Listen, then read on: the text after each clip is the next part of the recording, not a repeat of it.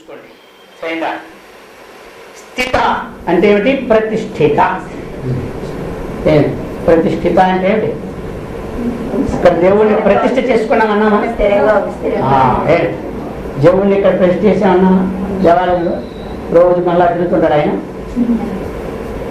కాలు గట్టి పడేసినాం అక్కడ. అక్కడనే ఉన్నాం. అర్థమైందా?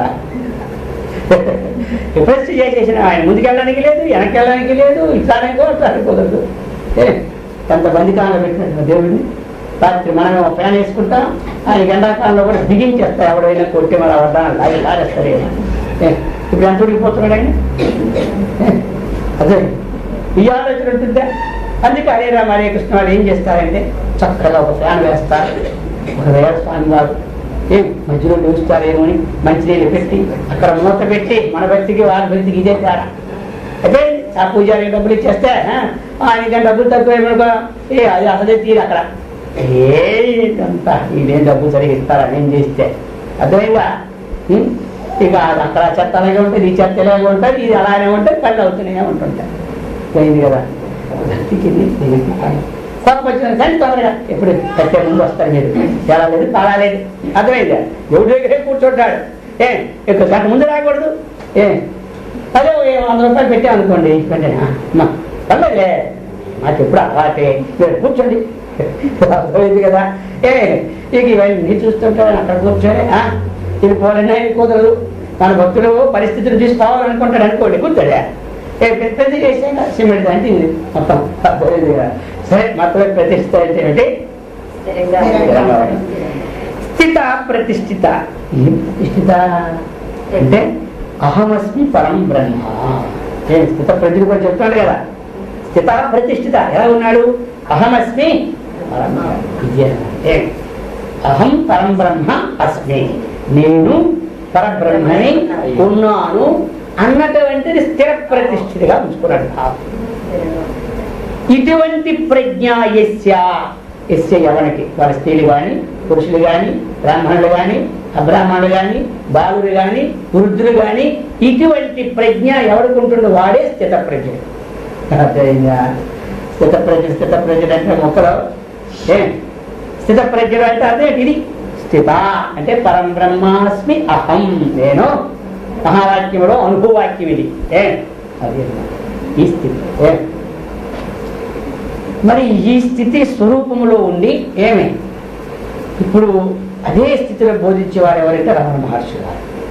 అర్థమైందా? వారి దగ్గర ఇంకేమీ ఉండదు. డైరెక్ట్ బోధ. డైరెక్ట్ బోధ ఎంతమంది పడతారు? డైరెక్ట్ బోధ ఎంతమంది పడతారు? అంటే పట్టదు. అర్థమైందా? అనేక జన్మల నుంచి అనేక కర్మలు చేసి చేసి చేసి చేసి చేసి నలిగి తెచ్చున్నారు వీళ్ళందరూ. మళ్ళీ ఇప్పుడు నడపడం ఎందుకులే వీళ్ళకి. వీళ్ళందరికీ ముఖ్యమైనటువంటి స్థితిని కలిగించేద్దామనే ఉద్దేశం ఆయనకి ఇంకేమీ లేదు. అర్థమైందా? అటువంటి స్థితిలో ఆయన ఉన్నారు. ఆ తిరుమల కొండ వైపు ఆ స్థితిలో అసలు చెప్పుకుంటే ఆయన అయిపోయినాక చెప్పుకోవాలి. అర్థమైంది? ఎప్పుడు మోస్తూనే కొంతమంది మనం పంచలేని పట్టుకుంటుంటాం. ముందు ఇంకా పంచలేని పట్టుకున్నారు కొంతమంది. కానీ అర్థమైందా? దానితో ఒక రోజు వర్షం వచ్చినా ఏమొచ్చినా అలానే ఉన్నారు. అర్థం చెప్పండి. ఎందుకంటే అహమస్మి బ్రహ్మ అని స్థితం అయిపోయి ఇక్కడ అది కావాలి. అయిందా? నేను శరీరాన్ని కాదు అని భావం వచ్చేసింది. నేను శరీరాన్ని కాదు అని భావం వచ్చేసింది. మరి ఆ భావం నేను శరీరం అనుకుంటేనే ఇవన్నీ కావాలి మనకి. కొంతైనా మరి ఆ భావం పోయింది కదా. ఆ భావంలో నా నిరాకారమైనటువంటి పరమాత్మ జ్ఞానంతో ఉన్నారు కాబట్టి వచ్చిన వాళ్ళకి పరమాత్మ తత్వమే బోధిస్తున్నారు. కొంతమంది సకార బోధించి ఉంటారు, కొంతమంది నిరాకారం బోధిస్తున్నారు. మరి అందుకే కదా ఇంతమంది ఎన్నిసార్లు మనం ఉదాహరణ చెప్పుకోలేదా? ఏం ఉదాహరణ చెప్పుకోవాలి చెప్పండి. నీకు గుర్తు ఆ మాట ఉదాహరణ వస్తే రావాలి మీకు జ్ఞానం. అప్పుడే కదా మరి చెప్పిన తర్వాత మొన్న స్వామి అంటాడు వచ్చిందా. ఆయన పోయినాడని చెప్పాను. విశాఖపట్నం నుంచి ఆయన దగ్గరికి పోయినాడు. పోయిన వెంటనే బ్యాగు రూమ్లో పెట్టారు. ఇప్పుడు గుర్తొచ్చిందా? అదే కదా, బ్యాగులు పెట్టారు. పెట్టి సాష్టాంగ నమస్కారం పెట్టిపోయారు. జ్వాలామాల ఏమి ఈ సంసార సాగరంలో పడి కొట్టు మిట్టాడుతున్నాను గురుదేవా, నిన్ను గురువు అనుకున్నాను, అక్కడే నీ రూపం చూసి, అందుకని ఈ సంసారం నుంచి నాకు బాధ నుంచి నిర్మూలించి అనేసి అలా లేవలే మంచి అన్నా పెంచినాడు.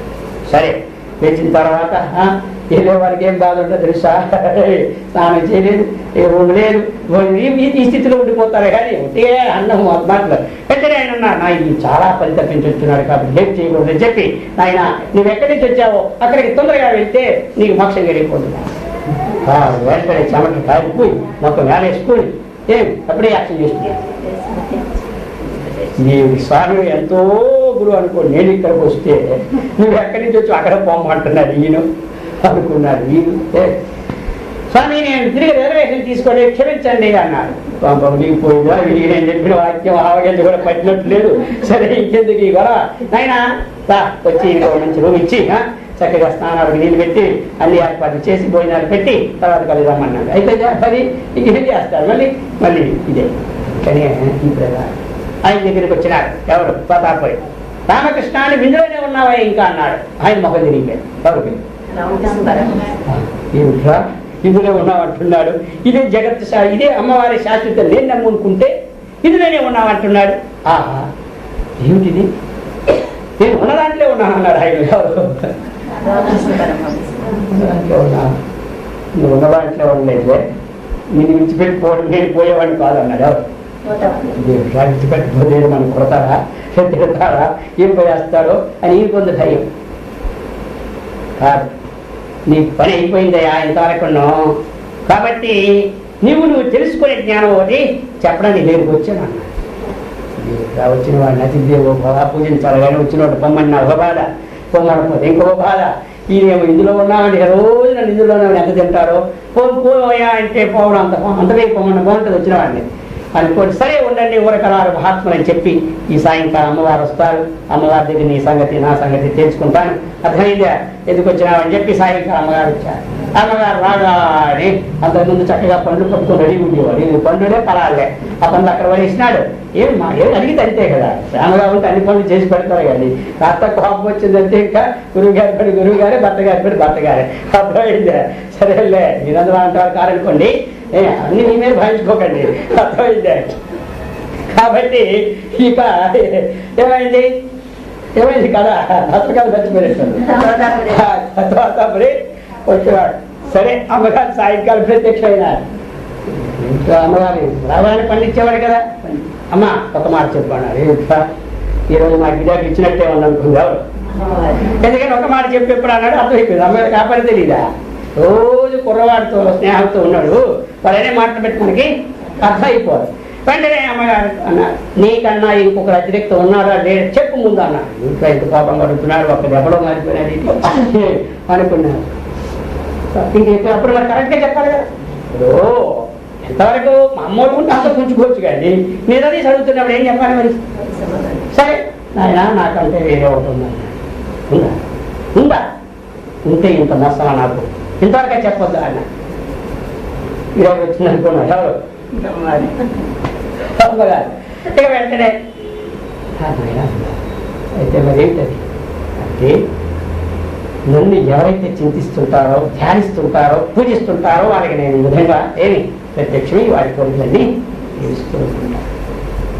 నా అనుగ్రహం ఎవరికి కలిగిందో, సగుణారాధన పరాకాష్ఠ ఎవరికి వచ్చినదో, ఏమి సమాధి స్థితిని ఎవరైతే పొందినారో సగుణ సాకార సమాధిని, వారికి నా అనుగ్రహం చేతనే రెండవది ఒకటి ప్రాప్తమవుతుంది. ఆయన ఇంతవరకు నీకు నాకు సంబంధం ఉంది, ఇక నా సంబంధము ఏమి ఇంకొక రీతిలో చెప్పడానికి నీ ఇంటికి వచ్చిన తాతాపూరి నేనే పనికిరాని పోవాలి, అక్కడికి వెళ్ళి నేర్చుకోవాలి. ఇంకెప్పుడు అన్ని గట్టిగా ఉందా. ఇంతవరకు ప్రపంచానికి ఆధారభూతమని ఏ దేవి అయితే నేను అనుకున్నానో ఆ దేవి ఇప్పుడు స్వయంగా చెప్పిందంటే అర్థమైందా. అప్పుడు అక్కడికి వెళ్ళి తెలుసుకున్నాను. ఆయన అలాంటి వాడు పరం బ్రహ్మాస్మి అని ప్రతిష్టతో ఉండేవాడు ఎవరు తాతాపూరి. అర్థమైందా. అందుకని ఎవరికి చక్కగా సగల బ్రహ్మ సాక్షాత్కారం జరుగుతుందో వారికి నింపిన బ్రహ్మ సాక్షాత్కారము అవనీలుగా ఏమి ఏదో రూపంలో ఏమి భావము ప్రకటమవుతుంటారు. అందుకని వెంటనే తోతాపూరి దగ్గరికి వెళ్ళిపోయినారు. నీవే తప్ప ఇతత్తరం వెలుగు అని అన్నారు. అప్పుడు అనేసరికల్లా వెంటనే ఆయన బోధించిన తత్వమసి మహావాక్యం పెట్టి ఇంత మనం బోధించుకున్న వాక్యాన్ని అవన్నీ ఏమి ఇప్పటికే ఇంకా బోధ ఇంకా క్షుద్బోధ చూసుకోవాలి కాబట్టి వెంటనే ఏమి పట్టేసింది. విషయాలు ఎంత తగదగలాడుతూ ఉన్నాడు కదా, వెంటనే పట్టాడు. ఒక సంవత్సర కాలము ఎప్పుడు ధ్యానం నుంచి బయటకు వస్తే అప్పుడు ఆకలిస్తే తినేవాడు, లేకపోతే ఉప్పు. ఒక్క సంవత్సరం పోయిన తర్వాత అమ్మవారు వచ్చేసారు డైరెక్ట్గా ఎక్కడికి, రామకృష్ణ ఎంత విశ్వాసఘాతకరయ్యాను, కృతజ్ఞుడు కానీ కృతజ్ఞుడు కాదయ్యా. ఎందుకని ఈ ఒక్క రోజైనా పిలిచినావా? కోడి కనీసం మధ్య మధ్యలో శుక్రవారం అయినా ప్రసాదం తెచ్చి పెట్టకూడదా? రోజు ప్రసాదం పెట్టకపోయినా నేను అమ్మవారిని కదయ్యా, ఆ ఒక్కరోజైనా ఒక పండు తీసుకొచ్చి ఇచ్చినా. ఏ రోజన్నా ఏ క్షణమేమిటి నాకేం అర్థం లేదు. నీ గడపడ చూస్తుంటే అర్థమైందా? ప్రతి క్షణంలో కూడా సకల భూతముల్లో కూడా చైతన్య శక్తిని చూస్తూనే ఉన్నాను కదా, నిన్ను విడిచి నేను ఉండలేదు కదా ఒకసారి. మరి ఇంతకుముందా రాకపోతే రాత్రి ఇంటినేవాడు కదా దగ్గర పట్టేది కాదు. ఇప్పుడు మరి ఏం చేస్తున్నాడు? ఆ విధంగా ఆ జ్ఞానము అహం బ్రహ్మాస్మి బ్రహ్మైవాహమస్మి అనేటువంటి స్థిత ప్రజ్ఞస్య. కాబట్టి అటువంటి వాడు పరిస్థితి ఏమిటయ్యా అని అడిగాడు. అందుకని స్థిత ప్రజ్ఞస్య, దీర్ఘంగా స్థిత ప్రజ్ఞస్య, అది వెరదీస్తే స్థిత అనమాట. కాబట్టి చెప్పినాడు. సరే కృష్ణుడు అన్నాడు, ఏమి ఇప్పుడు స్థిత ప్రజ్ఞ తీసుకున్నా కదయ్యా, ఇప్పుడు నీకు కూడా కొంత ఏమి ఇంతవరకు మంచినీళ్ళు కూడా తాగట్లేదు, నువ్వు భోజనం కూడా చేసినట్లేదు. కాబట్టి నీ ప్రశ్న కూడా నాకు నువ్వు హాయిగా భోజనం చేసుకొని చక్కగా మళ్ళీ మధ్యాహ్నం ఒకసారి ఈ ప్రశ్న మొదలెట్టావంటే ఆ వరుసగా సమాధానం చెప్పేస్తా అని ఆయన అర్థమైంది కూడా. శ్లోకం ఒకసారి చదవండి అందరూ.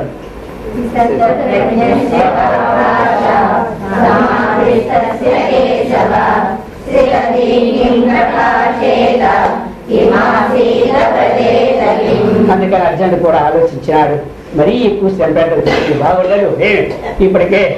కాబట్టి కృష్ణ నేను మళ్ళీ రేపు మధ్యాహ్నం 11 గంటలకు నీ ప్రశ్నలు అడుగుతాను, అప్పుడు చెబుతూ అంతవరకు కొంత రెస్ట్ తీసుకోమన్నాడు. నా శ్లోకంలో ఏ భావాలు ఉన్నాయో ఆ భావాలు తెలుసుకొని చెప్పమని చూస్తున్నాడు. అందరికి శ్లోకం అందించినాడు. అందుకని అవన్నీ చూసుకోండి. రేపు మధ్యాహ్నం ఇందులో ఏ ప్రశ్నలు ఉన్నాయో ఒక కాగితం మీద రాసుకోండి మనం. కాబట్టి అటువంటి సత్కర్మనిష్టను భగవద్భక్తిని ఆత్మజ్ఞాన సంపత్తిని ఆ గురుదేవుడు శ్రీకృష్ణ పరమాత్మనికి ఇచ్చి సదా రక్షించు. ఓం సహనావతు సహనౌ భునక్తు సహ వీర్యం కరవావహై తేజస్వినావధీతమస్తు మా విద్విషావహై.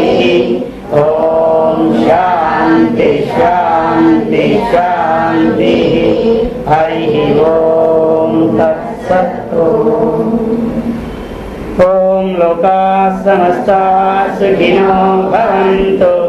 ఓం శాంతి శాంతి శాంతి. శంభో శివ శివ శివ శివ శివ శివ. శంభో శివ శివ శివ శివ శివ శివ. శంభో శివ శివ శివ శివ శివ శివ. నారాయణ నారాయణ నారాయణ. హరి ఓం. ఓం దైవమతము ప్రతిష్ఠితమగునుగాక, కరుణామతము వృద్ధినందునుగాక, శాంతిమతము స్థాపితమగునుగాక, సత్యమతము స్థిర ప్రతిష్టనుందునుగాక, ధర్మమతము ఉద్ధరింపబడునుగాక, ఋషిమతము వర్ధిల్లునుగాక, స్వాతంత్ర్యమతము జయించునుగాక, జ్ఞానమతము వ్యాపకమగునుగాక, గీతామతము ప్రచారమగునుగాక. ఓం తత్సత్. శ్రీ శ్రీ శ్రీ జగద్గురు శంకరాచార్య స్వాముల వారికి, శ్రీ రామకృష్ణ పరమహంసకు శ్రీ రమణ మహర్షికి, మహర్షి శ్రీ మలయాళ సద్గురు స్వాముల వారికి, శ్రీకృష్ణ పరమాత్మకు, శ్రీ గీతామాతకు, సరితాంబికా దేవికి, శ్రీ కాశీ విశ్వనాథులకు, శ్రీ విశాలాక్షికి, శ్రీ అన్నపూర్ణేశ్వరికి, సమస్త సాధు సంగమునకు, సమస్త భక్త బృందమునకు జై కరుణానిధే గోవింద, జై సర్వలోక శరణ్య గోవింద, జై జ్ఞానస్వరూప గోవింద గోవింద. హరి ఓం తత్సత్.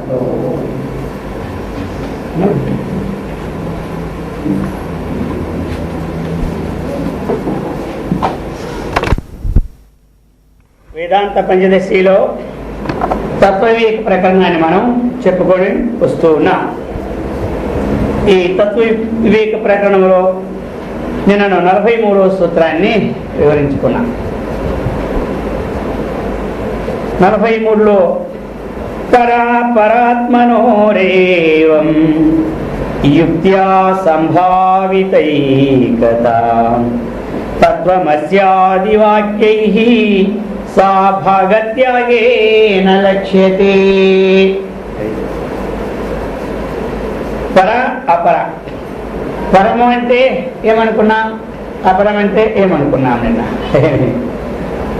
కాబట్టి అపరము అంటే అవిద్యా విశిష్ట చైతన్యము, పరము అంటే మాయా విశిష్ట చైతన్యం. ఏమి ఈ రెండింటికి ఏకత అసంభావిత.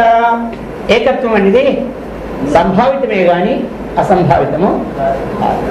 కాబట్టి మరి ఎలాగంటే తత్వమస్యాది వాక్యైః, తత్వమసి మహావాక్యముల ద్వారా ఏమి ఇంకెలాగా భాగత్యాగేన, ఏమి భాగత్యాగ లక్షణం యొక్క దాని ద్వారా, ఇది భాగత్యాగ లక్షణము ద్వారా, తత్వమస్యాది మహావాక్య లక్షణము ద్వారా ఏకత లక్ష్యతే. ఏకత అనేది మనకి సంభావితం అవుతున్నది అని అర్థం. అర్థమైందా? మనకి సంభావితం అవుతున్నది.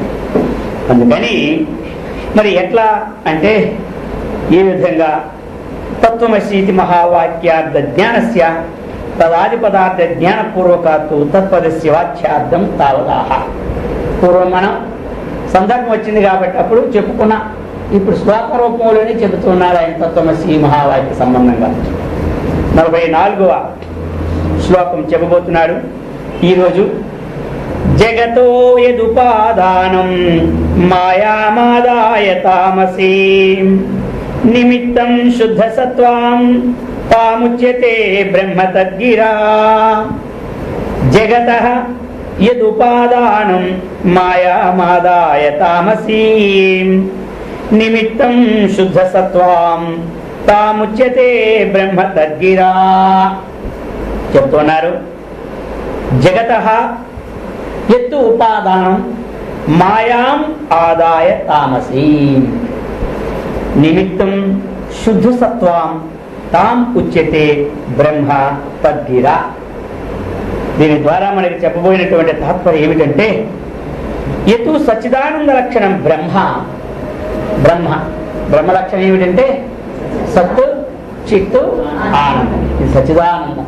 ఏమి అటువంటి లక్షణంతో కూడినటువంటి పరబ్రహ్మ ఇప్పుడు జగత్తుకి ఉపాదాన కారణమైనాడు, నిమిత్త కారణము అయినాడు. ఏమి జగత్తుకి ఉపాదాన కారణము, నిమిత్త కారణం.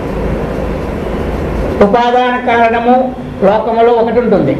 ఏమి నిమిత్త కారణుడు ఇంకోటి ఉంటాడు. ఉదాహరణకి ఒక కుండను తయారు చేయాలి మనం. ఏమి తయారు చేయాలనుకుంటే మరి ఆ కుండకి ఏం అవసరం? మట్టి అవసరం. అర్థమైందా? మట్టి ఉపాదాన కారణమైంది. ఏమి ఆ కుండకి ఏమి ఘటాన్ని చేయాలనుకుంటే దానికి ఉపాదాన కారణం ఏమిటి? మట్టి. అంతేగాని ఇసుకతో ఎప్పుడు కొండ కాదు. అర్థమైందా? ఇసుకతో ఎప్పుడు కొండ కాదు. ఒక్కొక్క దాంట్లో ఒక శక్తి భగవంతుడు ఇచ్చాడు. ఆ శక్తి దాంతోనే ఉత్పన్నం అవుతుంది, ఇంకో దాంట్లో మళ్ళీ సృష్టిలో మార్చితే ఒక ఇసుకతో కుండ తయారు చేసినటువంటి శక్తి పెట్టారనుకోండి, అప్పుడు ఇసుకతోనే అవుతుంది. కానీ ఈ సృష్టిలో మాత్రం మట్టితోనే కుండ చేయమని చెప్పినారు. కాబట్టి అది ఉపాదాన కారణమైంది. మరి నిమిత్త కారణం ఎవడు? చేసినవాడు అయితే వాడే కుమ్మరి అంటావా? కొండ చేసేవాడు కుమ్మరి అయిపోతాడు. అర్థమైందా? అందుకని వాళ్ళు ఇప్పుడు కొండలు కదా చేయడం. కాబట్టి సరే వాడికి కుమ్మరి, కుండ తయారు చేసేవాడిని కుమ్మరిని పేరు పెట్టారు. అర్థమైందా? రాజ్యం వెళ్ళేవాడిని ప్రధానమంత్రి ఎలా అంటారో వాడి పేరు పేరున్నా అలాగే కుండ తయారు చేసేవాడిని కుమ్మరి అంటారు. అర్థమైందా? ఈ ప్రకారంగా దానికి దీనికి ఎక్కడ స్వామి మొత్తం ఆ పైనుంచి కింద తీసుకొచ్చారు అనుకుంటానా? ఆ పేరు పెట్టేవాడు, ఈ పేరు పెట్టేవాడు ఆయనే కదా. అర్థమైందా? ఒక పనికి ఒక పేరు అనమాట. కాబట్టి రాజ్యం వెళ్ళేవాడిని ప్రధానమంత్రి అంటే కుండలు చేసేవాడిని కుమ్మరి అంటారు. మరి ఎట్లా మరి అలా అనుకోకపోతే పోలీసు అయ్యవలసినోడు ఒక జాతితో ఉందా పోలీసు ఉద్యోగం? చెప్పండి. మనము పోలీసు చేయవలసిన ఫలాని జాతి వాడే పోలీసు ఉండాలి, ఫలాని జాతి వాడే ఏమి ప్రధానమంత్రిగా ఉండాలి. ఎక్కడ రాసి పెట్టారు వేల రూల్స్లో? కదా లేదు. అందుకే చెప్పాడే కదా ఏమి. ఇక అదే చెప్పాడు, చాతుర్వర్ణం మయా సృష్టం గుణకర్మ విభాగశ. సరే మొత్తం మీద కుమ్మరి అనుకుందాం. ఆ గొడవ మనకి ఎందుకు? కుమ్మరి. ఈ కుమ్మరి ఏమైనాడు ఇప్పుడు? కొండకి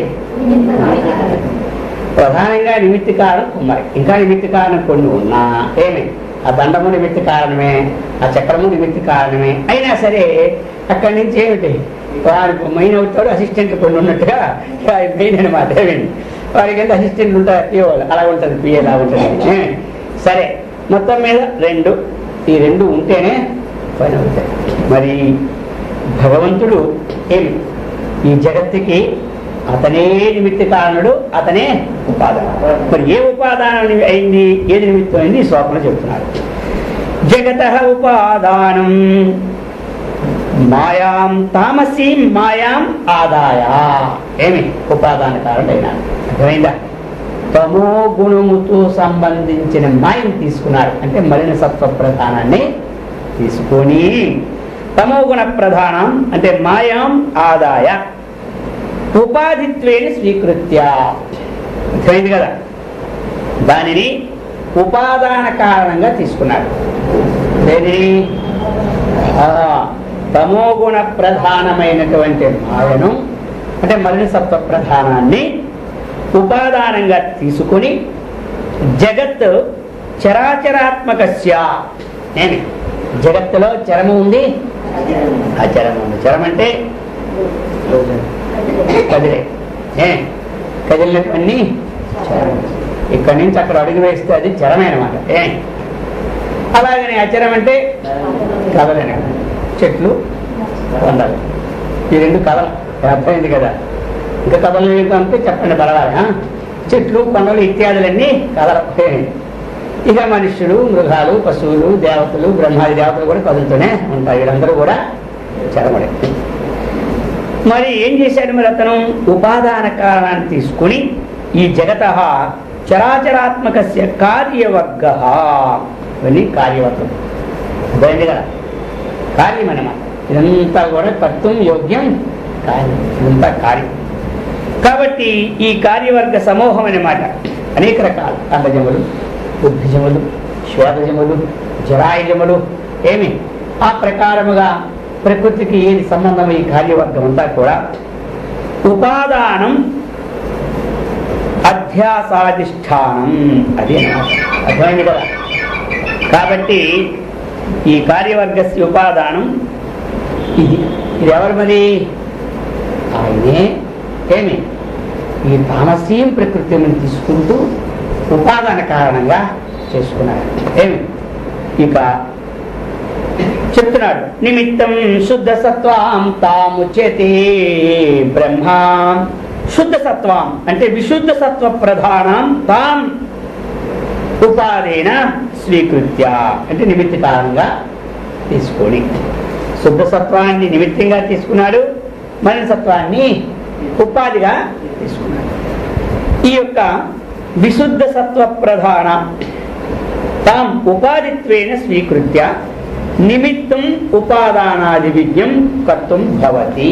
నిమిత్త కారణమైన ఏమి పరమాత్మ జగత్తుకి ఉపాదాన కారణుడు ఏ రూపంలో ఉన్నాడు, నిమిత్త కారణుడు ఏ రూపంలో ఉన్నాడని ప్రశ్న వస్తే ఏమి ఇది సమాధానం పోయిందా.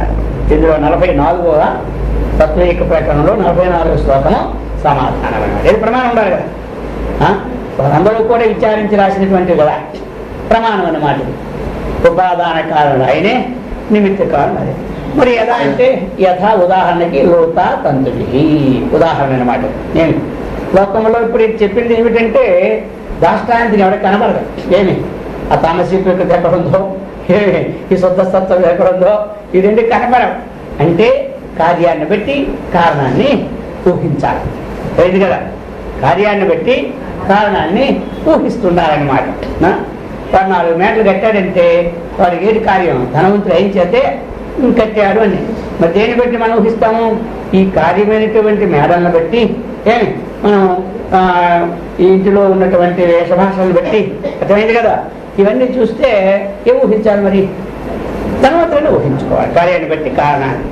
అలాగనే ఈ కార్యవర్గాన్ని బట్టి ఏమి కారణాన్ని ఊహించుకోవాలి. అది సరే. మరి లోకంలో ఉదాహరణ ఏమిటి అడిగితే యథా లోత తంతుభి అది అనమాట. యథోర్ణనాభి సృజ్యతే గృహతే చ ముడుకోపనిషత్తులో ఉదాహరణ. యథా ఊర్ణనాభి అన్నా లోత అన్నా ఒకటే, సాలిపురిగే. అర్థమైందా? ఊర్ణనాభి అయినా సాలిపురిగే, లోత అన్నా సాలిపురిగే. ఎక్కడైనా లోతా వచ్చిందనుకోండి ఏమిటో అనుకుంటా, లోత అన్నా సాలిపురిగే, పూర్ణనాభి అన్నా సాలిపురిగే. కాబట్టి తంతుభి ఎలా ఏ ప్రకారముగా తాను ఏమి ఆ యొక్క పటాన్ని అల్లుతుంది, తన దారం తీసే దానికి ఇంకొకరు వచ్చి ఏమి ప్రతి దారం తీస్తుండి కూడా అల్లుతుంటాడా? ఈ దారం తీస్తే అల్లడు. అది నేసేవాడు ఏంటి బట్టలు దారం ఒకరు తీసి ఇస్తుంటారు, వారు అల్లుతూ ఉంటుంటాడు. అర్థమైందా? దారాలు తీసేవాడు వేరేగా ఉంటాడు, అల్లేవాడు వేరేగా ఉంటాడు. అక్కడ ఈ రెండు కూడా నిమిత్తం ఉంది, ఉపాదానం. ఇక్కడ అది అన్నమాట. అందుకని ఈ ప్రకారముగా అందుకే అతనికి పేరేమొచ్చింది? జగత అభిన్న నిమిత్త ఉపాదాన కారణుడు అని పేరు. లాస్ట్కి పరమాత్మ ఈ జగత్తునికి ఏమైనాడు అంటే అభిన్న నిమిత్త ఉపాదాన కారణుడు. అంటే దేహభావము లేనివాడనమాట. అర్థమైందా? కాబట్టి ఇది ఈ ప్రకారముగా అర్థమవుతుందా అందరికి? ఇప్పుడు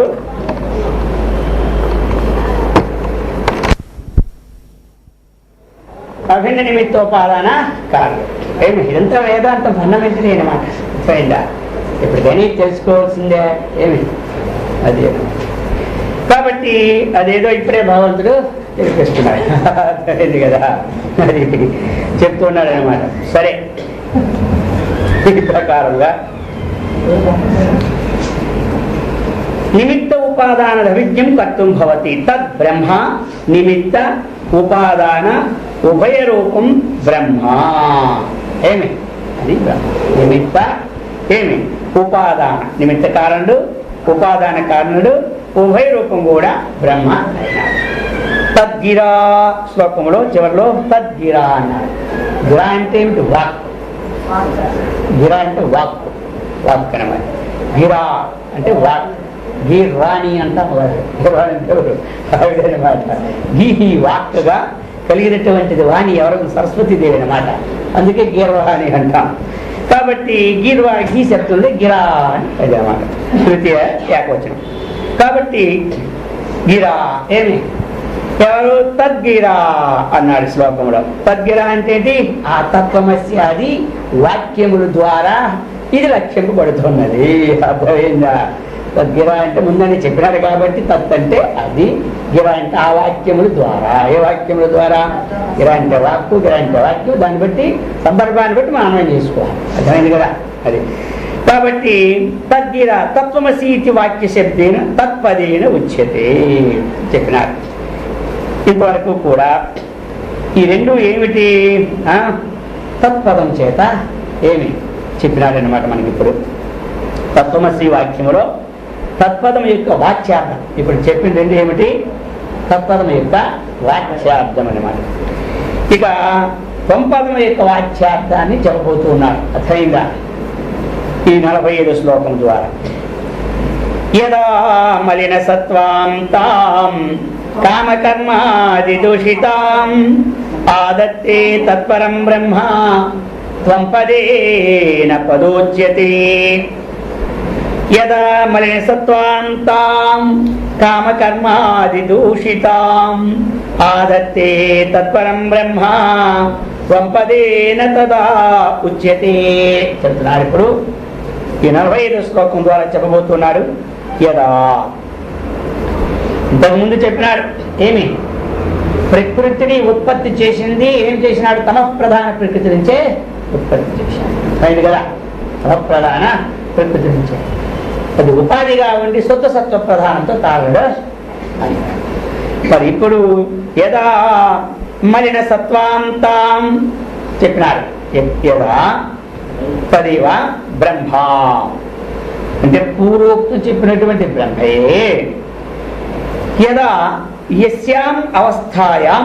యదా అంటే ఏం తెలుస్తుంది? కాలం. యదా అంటే ఎప్పుడు, ఏ సమయంలో అని అన్నమాట. యస్యాం అవస్థాయాం అంటే ఏ అవస్థలో, అంటే ఏ సమయంలో. మలిన సత్వాం మలిన సత్వం అదేనంటే ఈషత్ రజః తమో మిశ్రిణేనా. అర్థమైంది కదా? మలిన సత్వం అంటే ఏమిటి? రజస్సు తమస్సు మిశ్రితమైనటువంటిది అన్నమాట ఇది. అందుకని మలిన సత్వ ప్రధాన ఈ ప్రకారముగా అతయేవ ఇది ఎలాంటిది మరి? కామ కర్మాది దూషిత. ఈ మలిన సత్వం అనేది ఎలాంటిది? కామము కర్మము ఇత్యాది దూషితాం. అది తాం అవిద్యా శబ్దవాచ్యం. ఇదేమిటి వాచ్యం? అవిద్య. ఈ శబ్దవాచ్యం ఏమిటి? అవిద్య శబ్దవాచ్యం. కాబట్టి ఇది ఏ ప్రకారంగా ఉన్నది అంటే కామం అంటే ఇచ్ఛ. కామం అంటే ఏమిటి? ఇచ్ఛ, కోరిక. మరి ఏ కోరిక అయితే మనకున్నదో కర్మ అంటే క్రీత ఇది కర్మ. కర్మ అంటే ఏమిటి? క్రీత ఇది కర్మ. చేయబడుతున్నదల్లా కర్మే. మరి అది మంచి కోరిక కానీ చెడ్డ కోరిక కానీ అది చేయబడుతున్నప్పుడు కదా అవుతుంది.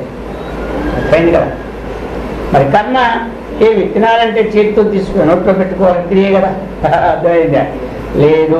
అక్కడి నుంచి ఇక్కడ రావాలంటే కాలుతో నడిచి రావాలి కదా. మరి ఎక్కడి నుంచి అక్కడ పోవాలంటే కాలుతో నడిచి వెళ్ళాలి కదా. ఇదంతా కూడా ఆ ఇచ్చకి సంబంధంగా ఈ కామాదులన్నీ ఉంటాయి. కర్మకి మనకి ఏదైతే ఇచ్చిందో దానికి కామానికి సంబంధంగా కర్మము. కర్మ అంటే పని, ఇంకేమి లేదు. కర్మ అంటే పని అనమాట. అది వీటితో ఈ అవిద్య ఉంది కాబట్టి ఏమి ఇదేం చేస్తాడు మరి? ఏదైతే వాస్తవికంగా ఉన్నదో ఆ వాస్తవిక సంబంధమైన విషయం ముందు వెళ్ళడం. అర్థమైందా? అవిద్యా గుణం ఉన్నవారు ఏమి వాస్తవికం తెలుసుకోవడానికి తగినటువంటి ఇచ్చి కానీ ఏమి దానికి సంబంధమైన విషయాన్ని తెలుసుకుందామని కానీ ఎలాగనమాట. ఏమి అవాస్తవిక స్వరూపమును వాస్తవుగా భావిస్తాడు. అది కాని దానిని అదిగా భావించి ప్రవర్తిస్తూ ఉంటుంటారనమాట. ఇప్పుడు దూరాన్ని జిగిజిగా మెరుస్తుందని సుత్తి ఎందు వెండిని చూసినాడు. ఎప్పుడైతే చూసినాడో ఇవన్నీ నాకు పనికి వస్తున్న అభిప్రాయంతో పోతాడు. ఇవన్నీ నాకు ఉపయోగపడాలంతో పోతాడు. అక్కడ వెండి జరుగుతుందా? ఎందుకంటే అవిద్య అంటే ఏమిటి? అజ్ఞానం. దాని యొక్క వాస్తవిక స్వరూపాన్ని వెలుగుకుంటా అది వాస్తవికమైన దాని యందు కామము ఇచ్చగలిగి ప్రేరితమే కర్మ వెళ్ళాడు. పట్టుకుని అయ్యో నేను ఎంత విండి అనుకున్నాను. అది వెనక చూస్తాడు, ఎవరైనా చూస్తున్నాడేమో లేదని మాట. ఏమిటి అందుగా వీళ్ళు పట్టుకున్నాడు. అలా పట్టుకుంటే అంతే కదా. మరి వాడికి వాట అయ్యేవాడు. అర్థమైందా? ఎప్పుడో చిన్నప్పుడు నేనుంటే గాలికి ఎగిరి 100 రూపాయలు వచ్చేసింది అంతకంటే. అది ఎక్కువ చూసినాడు అనమాట. అప్పుడు ఇది ఎవరిదంటే గంచెప్పుడు ఊరుకో అంటాడు ఆయన. ఈ 50 నా 50 చేసుకుందని కొనుక్కుందామని అంటాడు. ఎక్కడి నుంచో గాలికి ఎగిరి వచ్చేది. సరేలే స్కూల్ నుంచి వచ్చినప్పుడు అది వచ్చింది కదా, ఎవరిది వచ్చింది, ఎవరిదంటే అది ఎవరిదా అనకూడదు అంటాడు. ఇది చూశాను, మన ఇద్దరు చూశాం కాబట్టి ఇది సరే అది అంటాడు. సరే ఏదో ఒకటి కాడీలే, 10 రోజుల పిల్లలుగా బిస్కెట్లు పనికొస్తాయిలే, ఆ ప్రకారంగా అది వెళ్ళనుకో వెళ్ళాడు అనుకో. అందుకని వాడికి భ్రాంతి అనమాట. ఈ ప్రకారంగా వాడు సత్యం గుర్తిస్తూనే ఉంటాడు. నేను తీసేటప్పుడు చూస్తున్నా లేదా, ఒకసారి చూసి తీస్తుంటాడు. వాడి బుద్ధిని నిజంగానే పరిగెడుతుంటాడు. ఏమి సరే, ఈ ప్రకారముగా కామకర్మాది దూషితాం, ఏమి తాం అది ఇది ఏం చెప్పినాడు మరి, ఇటువంటి దాన్ని అవిద్యాశబ్దవాచ్యం, దీన్ని ఏమంటారు, విద్యాశబ్దవాచ్యం. అటువంటి మాయాం ఆదత్తే ఉపాధిత్వేన స్వీకరోతి తదా త్వంపదేన ఉచ్యతే. ఈ ప్రకారముగా అవిద్యా సంబంధమైనటువంటిది మరణసత్వ ప్రధానముగా కలిగినటువంటి ఏ చైతన్యమైతే ఉన్నదో, ఇక్కడ బ్రహ్మ అంటే ఏమిటి, ఏ చైతన్యమైతే ఉన్నదో అది త్వంపదేన ఉచ్యతే అన్నారు. ఇదంటే ఏమిటి, ఇప్పుడు మనకి ఇంతకుముందు చెప్పినదేమో తత్పదం, ఇప్పుడు చెప్పినదేమో త్వంపదం. ఏమి అవిద్యా సంబంధమైన జీవత్వమే త్వంపదం, ఏమి మాయా సంబంధమైనటువంటి చైతన్యమే ఈశ్వరత్వమే తత్పదం. సారాంశం ఏమిటి మనకి, సారాంశ సంగ్రహంగా చెప్పుకోవాలంటే మాయోపాధి ఏమి విశిష్టమైనటువంటి చైతన్యమే ఈశ్వరుడని, అవిద్యోపాధి చైతన్యమే జీవుడని, ఏమి మాయోపాధి చైతన్యమే తత్పదానికి వాచ్యార్థమని, ఈ అవిద్యోపాధితో ఉన్నటువంటి తత్పదానికి త్వంపదానికి వాచ్యం అది అనమాట. ఆయన స్వాప్రోపణ చెప్తున్నాడు. ఏవం ఈ ప్రకారముగా తత్వం పదార్థ అభిదాయ, ఈ ప్రకారముగా తత్వం పదార్థం అభిదాయ. ఇప్పుడు వాక్యార్థమాహా, ఏమి ఈ ప్రకారముగా తత్తు త్వము అంటే తత్పదార్థాన్ని చెప్పి త్వంపదార్థాన్ని చెప్పి ఇప్పుడు పూర్తిగా వాక్యం అనే మాట అర్థమైందా. వాక్యంతు పద సమూహ అన్నాడు. అర్థమైంది. వాక్యం అంటే ఏమిటి, పదముల యొక్క సమూహం. కేవలము తత్తు అంటే అది పదము, వాక్యము కాదు. కేవలము త్వం అంటే అది వాక్యము ఏమి అయిందా. కాబట్టి ఇది వాక్యం అంటే ఏమిటి, వాక్యంతు పద సమూహ.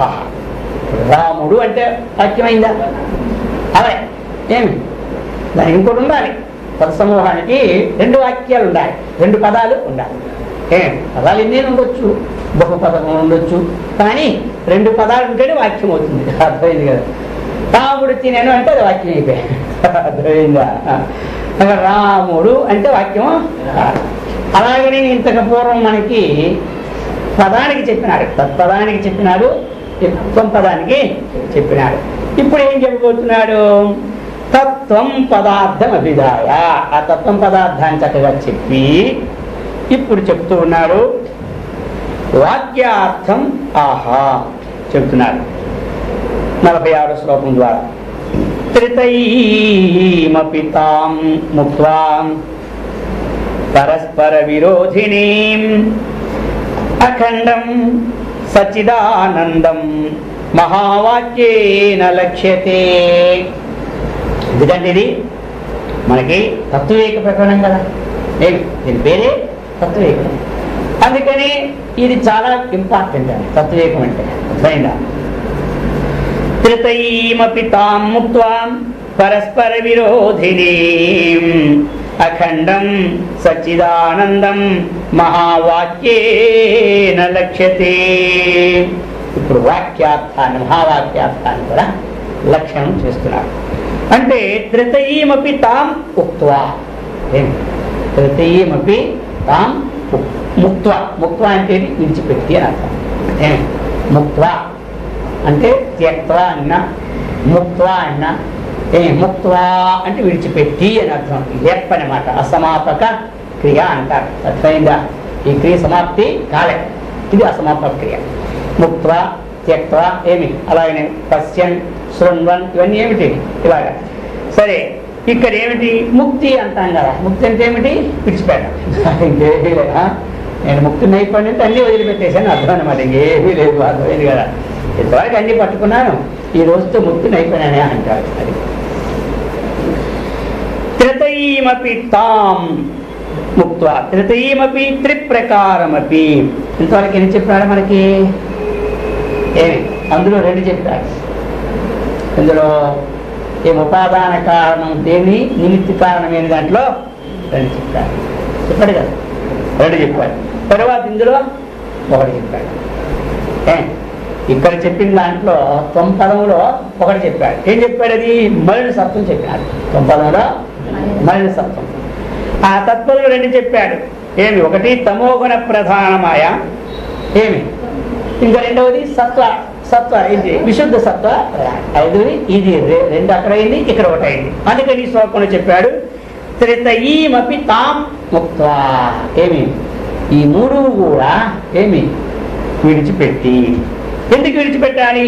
పరస్పర విరోధిని. అర్థమైందా? ఇవి పరస్పరము విరోధ ధర్మములు కలిగినవి కాబట్టి వీటిని విడిచిపెట్టి అఖండం సచ్చిదానందం మహావాక్యేన లక్ష్యతే. అఖండం ఏమి? అఖండం అంటే ఏమిటి? ఖండము కానిది, దేశము చేత, కాలము చేత, వస్తువు చేత పరిచ్ఛేదము లేదు. సచ్చిదానందం ఆ పరమాత్మకిది చెప్తున్నారు విశేషణాలు. సత్తు, చిత్తు, ఆనందం. సత్తు అంటే ఉన్నది, చిత్తు అంటే ప్రకాశించున్నది, ఆనందంగా ఉంటున్నది. ఈ ప్రకారమైనటువంటి పరబ్రహ్మమును మహావాక్యేన లక్ష్యతే. పరస్పర విరోధం ధర్మములు కలిగినటువంటి ఆ త్రితయామపి 3టిని విడిచిపెట్టి ఏకత్వము 3టిలో ఉన్నటువంటి చైతన్యము ఒక్కటే అన్నటువంటి భావంతో లక్ష్యపడుచున్నది అని ఇందులో చెప్పినారు. ఇది చెప్పి నన్ను ఏవం లక్షణావృత్యా వాక్యార్థ బోధనం దుష్టమిత్యాశంఖ్య. ఏమి మరి ఈ లక్షణావృత్తిని ఏమి వాక్యార్థ బోధనం కలిగినటువంటి దృష్టం క్వాదృష్టం ఎట్లా మరి మనం అనుకోవాలి? మరి శ్లోకంలో 3టిని పరస్పర విరోధంగా ఉంటే విడిచిపెట్టమన్నాడు. ఏమి? అఖండం సచ్చిదానంద పరబ్రహ్మం అన్ని ఒకటే కాదు ఏకత్వాన్ని శీలించమన్నాడు. మరి ఎలాగది ఏ విధంగా వదిలిపెట్టాలి అంటే అప్పుడు చెప్తున్నాడు శ్లోక రూపంలో. సోయమిత్యాది వాక్యేషు విరోధాత్తదిందంతయోః త్యాగేన భాగయోరేకః ఆశ్రయో లక్ష్యతే యథా. ఇదంతా ఇంతకుముందు చెప్పుకున్నా, కానీ ఇక్కడ ప్రకారం వచ్చిందన్నమాట. కాబట్టి శ్లోకంలో చెప్తున్నాడు సోయమిత్యాది వాక్యేషు. సోయం అంటే ఏమిటి?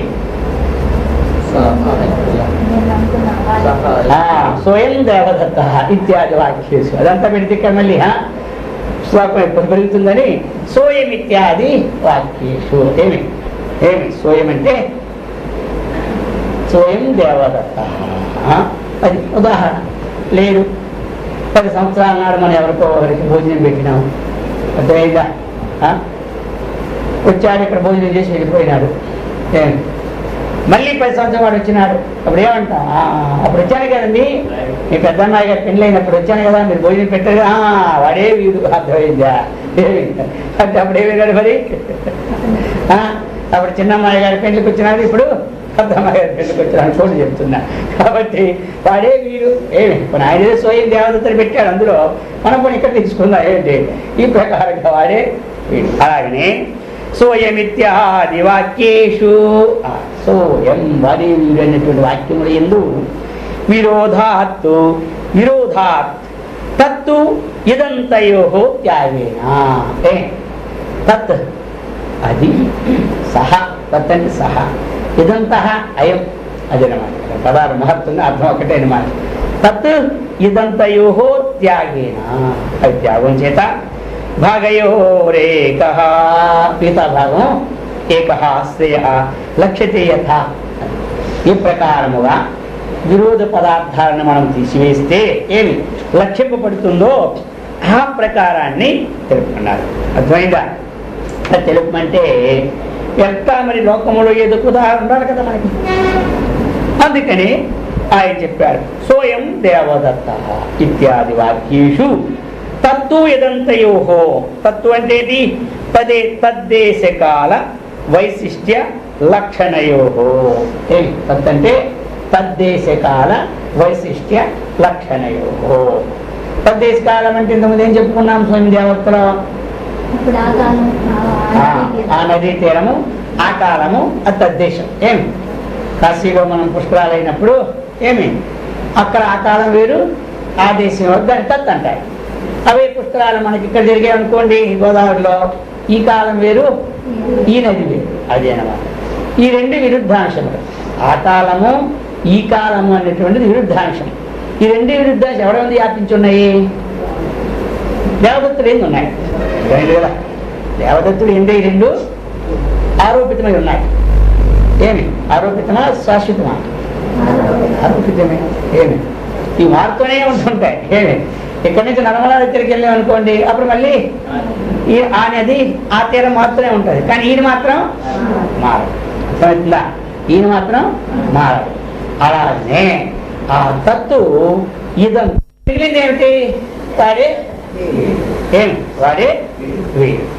ఈయన పట్టుకుంటే ఆయన సమయం కుదురుతుందా? ఈ రెండింటిని పట్టుకుంటే సమయమే, ఆయన సమన్వయం కుదరదు. అది అక్కడ ఉండిపోయింది ఆకాశి, ఇక్కడ ఉండిపోయింది. ఈ రెండింటికి ఎంతకాలం కొట్టుకున్నా సమన్వయం అర్థమైందా? ఈ రెండు పరికల్పితాలు. అర్థమైందా? ఈ రెండు కూడా పరికల్పితాలు కాబట్టి తీసివేస్తే వాడే. అర్థమైంది కదా? ఇది అనమాట. వాడే వీడు, వీడే వాడు. అందుకని ఈ వాక్యార్థమే ఏమి అర్థమైపోయింది అనుకోండి, ఇక జీవితమే ధన్యమైపోతుంది. అర్థమైపోయిందా? అదే అనమాట. అర్థం కాలేదనుకోండి, మహాపుణ్యం వచ్చేస్తుంది అనమాట. మీరు 20 గోదానాలు, 30 గోదానాలు, 40, 100 గోదానాలు చేస్తే ఎంతో ఏమి 100 అశ్వమేధ యాగాలు అంత పుణ్యం వచ్చేస్తుంది. తత్వమసి ఇంకెంతకన్నా వాక్యం లేదు కదా. మీరు ఇంతకన్నా వాక్య విచారణ ఇంకా లోకంలో లేదు. అందుకని ఇది అర్థం కాకపోతే ఒక లాభం, అర్థమైతే ఇది ఇంకో లాభం. అర్థమైతే ఏమి నగదు బేరం. అర్థం కాలేదా తర్వాత మళ్ళీ దీని పుణ్యం మళ్ళీ వస్తూనే ఉంటుంటారు. జన్మలకి ఏమి మంచి మంచి మేడలు, ఎయిర్ కండిషన్ రూములు, ఏమి ప్రధానమంత్రిత్వం కూడా వచ్చేస్తారు. ఇవన్నీతో ఏమి రాష్ట్రపతి, ప్రధానమంత్రి, ముఖ్యమంత్రి ఇవన్నీ లాభాలే అర్థం కాకపోతే. అందుకని అర్థం చేసుకోవడం ఎందుకు స్వామి? ఆ ప్రధానమంత్రి కోసం ఎంతో కష్టపడుతున్నాం కాబట్టి ఈ జన్మకి అర్థం చేసుకోకపోతే మంచిది అనుకుంటారేమో. ఇవి వస్తాయి, అర్థం చేసుకున్నా అవి వస్తాయి, పర్వాలేదు. కాబట్టి అర్థం కాలేదని వ్యర్థంగా వచ్చి కూర్చున్నాం అనుకోవాల్సిన ఏమి అదే అనమాట. అందుకని చెప్తూ ఉన్నాడు అనమాట. ఈ ప్రకారముగా భాగత్యాగి లక్షణే. ఈ ప్రకరణం మారుతుంది కదా. లక్షణాలు ఎన్ని చెప్పుకున్నాము? 3. అర్థమైందా? ఏమి జహల లక్షణము, అజహల లక్షణము, జహద జహల లక్షణం. ఇది ఎక్కడ చాలా 30-40 ఏళ్ళు జపం చేసినోడికే ఇది. వాళ్ళు అప్పుడప్పుడు చెప్పి చేస్తుంటారు. ఇన్నాళ్ళు అయిపోయింది మహావాక్యం ఎలాగో తెలియదని. అర్థమైందా? ఇది మనకి ప్రకటన వచ్చింది కాబట్టి వెళ్ళిపోతుంది అనమాట. కాబట్టి జహత్ అంటే ఏమిటి? గంగాయాం ఘోష. అది అర్థమైంది కదా. ఎన్ని గుర్తుపెట్టేసుకోండి. అజహత్ అంటే ఏమిటి? కాకేభ్యో దజరక్షత. ఒక వాక్యం రాసుకోవాలి. అర్థమైంది కదా. కాకేభ్యో దజరక్షత ఏమి అది అన్నమాట. ఈ రెండు కుదరవు ఇక్కడ. గంగాయాం ఘోష అంటే గంగలో సోయం దేవదత్త. అది మూడోదే మంది. ఈ రెండు పైవాళ్ళవి. ఈ రెండు పైవాళ్ళు అనమాట. కాబట్టి చూడండి, మొదటిది ఏమనుకున్నాము?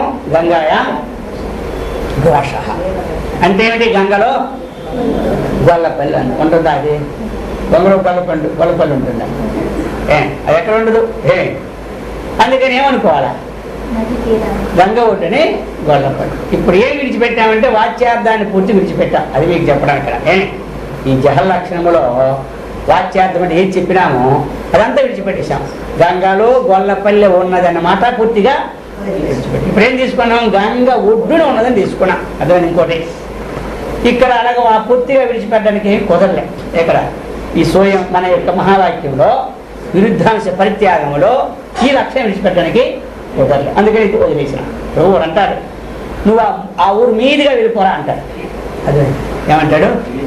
ఆ ఊరు మీదుగా వెళ్ళంటే ఇల్లు మెత్తి వెళ్దామా? ఇది దానికి ఇంకొక ఉదాహరణ మీకు ఇప్పుడు గంగాయానికి వస్తుంది మామూలు దానికి సమాన ఉదాహరణ ఇది. ఏమే ఇంకొక అర్థం, నువ్వు ఆ ఊరు మీదుగా వెళ్ళిపోరా అంటాడు. అంటే ఇల్లు ఎక్కి ఆ మీదకి వెళ్తాడా, ఆ ఊరు పక్కతానే గెలమని అర్థం అనమాట. పశ్చార్థాన్ని విడిచిపెట్టి లక్ష్యార్థం ఆ గ్రామం పలాని బోర్డు వస్తుంది, నువ్వు ఊర్లోకి వెళ్ళగలి బైపాస్ రోడ్లో కూడా వెళ్ళిపోవచ్చు. అర్థమైందా? ఊళ్ళో ఆ ఊరు మీదుగా వెళ్ళాడంటే ఈ మేడలన్నీ ఎక్కెళ్ళాడు అనుకోండి. అలాగే గంగలో గొల్లపల్లి ఉన్నదంటే ఇది అనమాట. అర్థమైందా? అందుకోసం ఇది లెక్క. ఇది చాలా లక్షణం. అర్థమైందా? ఆ ప్రకారగానే అజహ లక్షణం అంటే అది విడిచిపెట్టకూడదు. ఏమి అసలు విడిచిపెట్టకూడదు, వాచ్యార్థం విడిచిపెట్టకుండా అన్యార్థాన్ని గ్రహించాలి. అది ఏమి అక్కడ పెట్టాను, అక్కడ పెట్టి కాకులు వస్తాయి చూడరా, పాలు తాగేస్తాయి అన్నాడు. కొన్ని లేకపోతే ఇంక కాకులు కానీ పిల్లులు అనుకుంటే పోయింది వరగండిగా. కాకులు ఇంట్లోకి వస్తాయి, పిల్లులు వస్తాయి, పాలు వస్తే చూడన్నాడు. ఇప్పుడు ఏమిటి వాడు ఏమి పిల్లులే చెప్పాడు కదా, కుక్కలు వస్తే వాడు ఇంటికి వదిలేసినాడు. ఇక ఆ కుక్కలు వచ్చి పాలని తాగేసి పోయాడు. తర్వాత అడుగుతాను ఏమిటంటే ఏం తాగాయంటే, లేదు మీరు చెప్పిన పిల్లులు రాలేదు, కుక్కలు వచ్చినాయి, లేకపోతే కాకులు వచ్చినాయి అనేది అంటాను. అదేమిటి అంటే అర్థం ఏమిటంటే, నేను ఏదో చెప్పినాను పిల్లులని, ఆ పిల్లులనే మాట అది కూడా తీసుకోవాలి. అన్యార్థమైనటువంటి కాకులు లేకపోతే మనుషులు కుక్కలు వచ్చినా తీసుకోవాలి. అర్థమైంది. ఇప్పుడు అందరూ అర్థమైపోయిందా? తత్వమసి మహావాక్యం అంటే ఇది అసలు వాక్యం, ఇది లాస్ట్ వాక్యం అనమాట.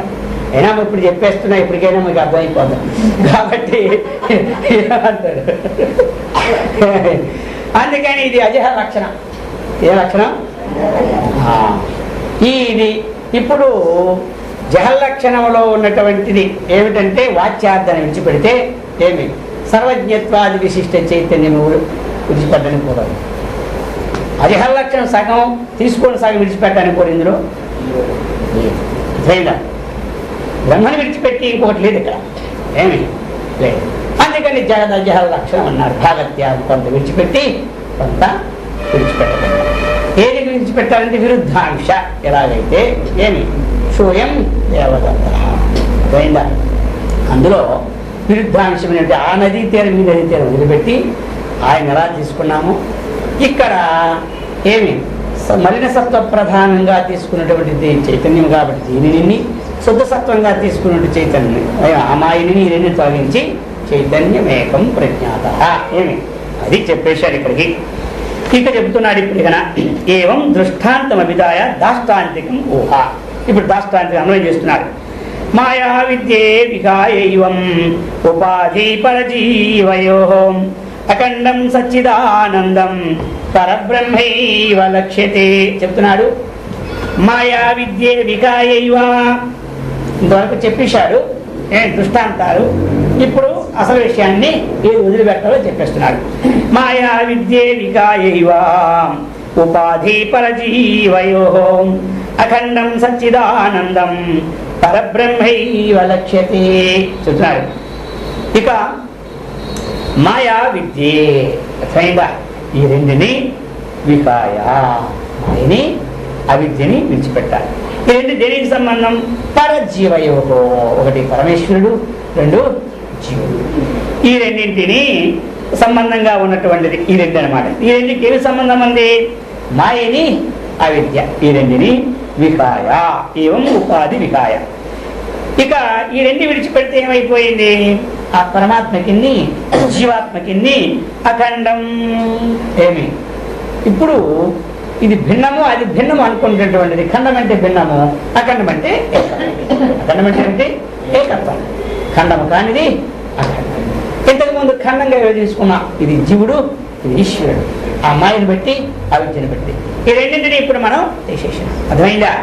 ఈ రెండింటిని ఇస్తే ఏమైపోయింది? పరజీవయో అఖండం సచిదానందం పరం బ్రహ్మైవ లక్ష్యతే. ఇప్పుడు ఏమైపోయింది మనకి? పరబ్రహ్మ స్వరూపం. ఇంతవరకు మనం మీరు తీసుకునే దాంట్లో వచ్చిన సారాంశం ఏమిటి అంటే ఏమి? ఆ పరబ్రహ్మ తత్వస్వరూపుడు ఎవరు అంటే ఏం చెప్పాలి? మనమే. అర్థమైందా? ఆ ఎవరమో రెండే తీసిన తర్వాత ఉన్న చైతన్యం ఏమిటంటే మనమే, ఇంకెవరు కాదు. అర్థమైంది కదా? అది తత్వమసి మహాత్మ్యంలో గురువు శిష్యుడికి ఉపదేశిస్తారన్నమాట. అంతటా వ్యాపకమైనటువంటి చైతన్యం ఏదుందో అది నీవు అంటారు. అది నీవు అనేదే తత్వమసి మహావాక్యం, అది నేను అనేదే అహం బ్రహ్మాస్మి మహావాక్యం. అర్థమైంది కదా. అదే ప్రజ్ఞానం బ్రహ్మ అంటారు. ప్రజ్ఞానం అంటే మా తెలివి. మనం దేన్ని చూస్తున్నామో దేన్ని తింటున్నామో ఇవన్నీ మనం గుర్తు చేసినటువంటిది ఏమిటి? తినేది నోరు కానీ ఏమి అది గుర్తు ఎక్కడ పెట్టుకుంటుంది? అక్కడ ప్రజ్ఞ. అదే ఇవన్నిటికీ కూడా ఏమి మనకి నేనే క్షతి శృణోతీతం జిగ్రతి వ్యాకరోతి స్వాదస్వాదు జానాతి తత్ప్రజ్ఞానం. దేన్ని తింటున్నామో దేన్ని చూస్తున్నామో దేన్ని వింటున్నామో ఈ శబ్దస్పర్శాల ద్వారా ఇదేది గ్రహిస్తున్నదో మనకు తెలుగుతున్నదే ప్రజ్ఞ. అది బ్రహ్మ. అయమాత్మ బ్రహ్మాయం. ఇదంతా కూడా చరాచర జగత్తంతా కూడా బ్రహ్మస్వరూపం. ఈ ప్రకారముగా చెప్పేసినారు. అర్థమైంది కదా. ఇక చెప్పితే ఇక్కడేమో పూర్వపక్ష అడుగుతున్నారు. నను కిం మహావాక్యేన లక్ష్యం సవికల్పం వా ఉత నిర్వికల్పం వా ఇది వికల్ప ప్రథమ పక్షే దోషమాహ పూర్వవాది. ఒక పూర్వపక్షికి సందేహం వచ్చింది. ఇంతవరకు మహావాక్యాన్ని లక్ష్యింప చేసినాడు కదా, ఏకత్వాన్ని సిద్ధింప చేసినాడు కదా, మరి ఆ సిద్ధింప చేసినటువంటిది అది సవికల్పమా లేక నిర్వికల్పమా? తత్వమసి మహావాక్యము ద్వారా ఏ బ్రహ్మాత్మని సిద్ధింప చేసినాడో ఆ సిద్ధింప చేసిన వస్తువు సవికల్పమా నిర్వికల్పమా? ఒకవేళ సవికల్పము అంటే ఈ దోషం ఉందని చెబుతున్నాడు. అర్థమైందా? అర్థమైంది వాక్యం చెప్పింది. ఏమర్థమైంది? ఏమర్థమైంది చెప్పండి. ఎంతవరకు తత్వమసి మహావాక్యం చేత సిద్ధింపజేసిన ఏకత్వంగా ఉన్నటువంటి పరబ్రహ్మ అది సవికల్పమా నిర్వికల్పమా అని అడిగినాడు. సవికల్పం అంటే దోషం ఉందని చెప్తున్నాడు. అర్థమైంది. ఏదో దోషం శ్లోకం చెప్తున్నాడు. సవికల్పస్య లక్ష్యత్వే లక్ష్యస్య స్యాదవస్తుత నిర్వికల్పస్య లక్ష్యత్వం న దృష్టం నచ సంభవీ. పూర్వపక్షి అడుగుతున్నాడు ఇప్పుడు. మరి నీవు సవికల్పం అన్నావు అనగా అది ఒకవేళ నువ్వు సవికల్పం అన్నావు అనుకో అంటే లక్ష్యత్వే లక్ష్యస్య స్యాత్ అవస్థిత అది వాస్తవికమైన వస్తువు కాదు అనేసినాడు. అది చెప్పినది సవికల్పము అన్నామంటే వాస్తవికమైన వస్తువు బ్రహ్మ కాదు, ఏదో కల్తీ ఉందంటాడు. నీ బ్రహ్మాత్మ సిద్ధి కుదరదు అంటాడు. నిర్వికల్పస్య లక్ష్యత్వం. ఒక నిర్వికల్పం అన్నామనుకో, నిర్వికల్పం లక్ష్యత్వం చేస్తాం అనుకో. ఇంతవరకు నిర్వికల్పానికి ఒక లక్షణం చెప్పేవాడు నదృష్టం నచ సంభవి. ఎంతవరకు చూడలేదు, ఇక మీద ఎవరు చూడబోతుంది. అర్థమైందా? అందుకని రెండు విధాలా చూస్తే నువ్వేమంటావో చెప్పు అంటారు. అందుకని ఏ పక్షం ఇది సంభవమా కాకపోతే ఒప్పేసుకో, మరి నీకు ఈ గొడవ. అర్థమైంది కదా. బ్రహ్మ ఏమో అది వస్తువు కాదు, ఆ వస్తువు అయ్యా మరి దాంట్లో ఇదికి ఏది. ఇప్పుడు అలా మన వాళ్ళు సెకండ్ క్వాలిటీ ఫస్ట్ క్వాలిటీ అంటారు. ఇది క్వాలిటీలు ఎక్కడి నుంచి వచ్చినాయి. అర్థమైందా? సెకండ్ క్వాలిటీ అంటే అది రెడీ కలిపినా పర్వాలేదు. అర్థమైందా? మొత్తం సెకండ్ క్వాలిటీ అన్నాడు కాబట్టి 60 కలిపినా వాడి సర్టిఫికేటే. నేను చెప్పే ఇచ్చాను సెకండ్ క్వాలిటీ అంటాడు. వాడు కల్తీ ఉందని కేసు పెడితే నేను సెకండ్ క్వాలిటీ ఇచ్చాను ఫస్ట్ క్వాలిటీ ఇచ్చిన అంటారు. వాడు ఎక్కడ తెప్పించుకుంటాడు అనమాట. అర్థమైందా? ఆ ప్రకారంగా చెప్తున్నాడు అనమాట. అది అందుకు చెప్తున్నారు. సిద్ధాంతి ఉత్తరమిస్తున్నారు ఇప్పుడు. వికల్పో నిర్వికల్పస్య సవికల్పస్య వా భవేత్ ఆద్యే వేహతి అన్యత్ర అనవస్థ ఆత్మాశ్రయాదయ అంటున్నారు. వికల్పో నిర్వికల్పస్య సవికల్పస్య వా భవేత్ చెప్తున్నాడు ఇప్పుడు. సవికల్పస్య గాని నిర్వికల్పస్య గాని లక్ష్యత్వమితి యో వికల్ప త్వయా కృత నీ చేత సాధ్యమైనటువంటి వస్తువు ఏదైతే తత్వమసి అది మహావాక్యం ద్వారా లక్ష్యింప చేయబడిందో ఆ వస్తువు సవికల్పమా నిర్వికల్పమా అన్నావు కదా, అడిగావు కదా. త్వయా కృత సా కిం నిర్వికల్పస్య అథవా సవికల్పస్య భవే. ఇప్పుడు నిర్వికల్పము అంటే ఏమిటి? వికల్పం అనేది లేనిదనమాట. అర్థమైందా? నిర్వికల్పం అంటే అర్థం ఏమిటి? ఇప్పుడు నీవు చెప్పిన దాంట్లోనే ఏమి వికల్పం లేదు కదా. నిర్వికల్పం అర్థం ఏమిటి? వికల్పమే లేదు. నిర్వికల్పము అంటే దాంట్లో వికల్పమే లేదు. వికల్పము లేనిదని కదా నిర్వికల్పం అంటాము. ఆయన మాటతోనే ఆయనకి చెప్తూ ఉన్నాడు. అర్థమైందా? ఆయన మాటతోనే ఆయనకి చెప్తూ ఉన్నాడు. నిర్వికల్పము అన్న వాక్యములో అర్థమైందా? నిర్వికల్పం అన్న వాక్యంలో ఏముంది? వికల్పం లేనిదే నిర్వికల్పం. అర్థమైందా? వికల్పం అంటూ ఉంటే దాని నిర్వికల్పం అంట కదా చెప్తున్నాడు. కాబట్టి నిర్వికల్పంలోని వికల్పమా లేదు నువ్వు అడిగితే ప్రత్యేక వికల్పమా? నువ్వు అడిగేది నిర్వికల్పములోనూ వికల్పరహితం ఉంది కదా అది. మరి నువ్వు అడిగింది ఏ వికల్పం? అది నిర్వికల్పములోని వికల్పమా లేదు నిర్వికల్పం కాకుండా వికల్పం ఏంటి? ఒకవేళ నిర్వికల్పంలో వికల్పం అన్నావు అనుకో, వదతో వ్యాఘాత.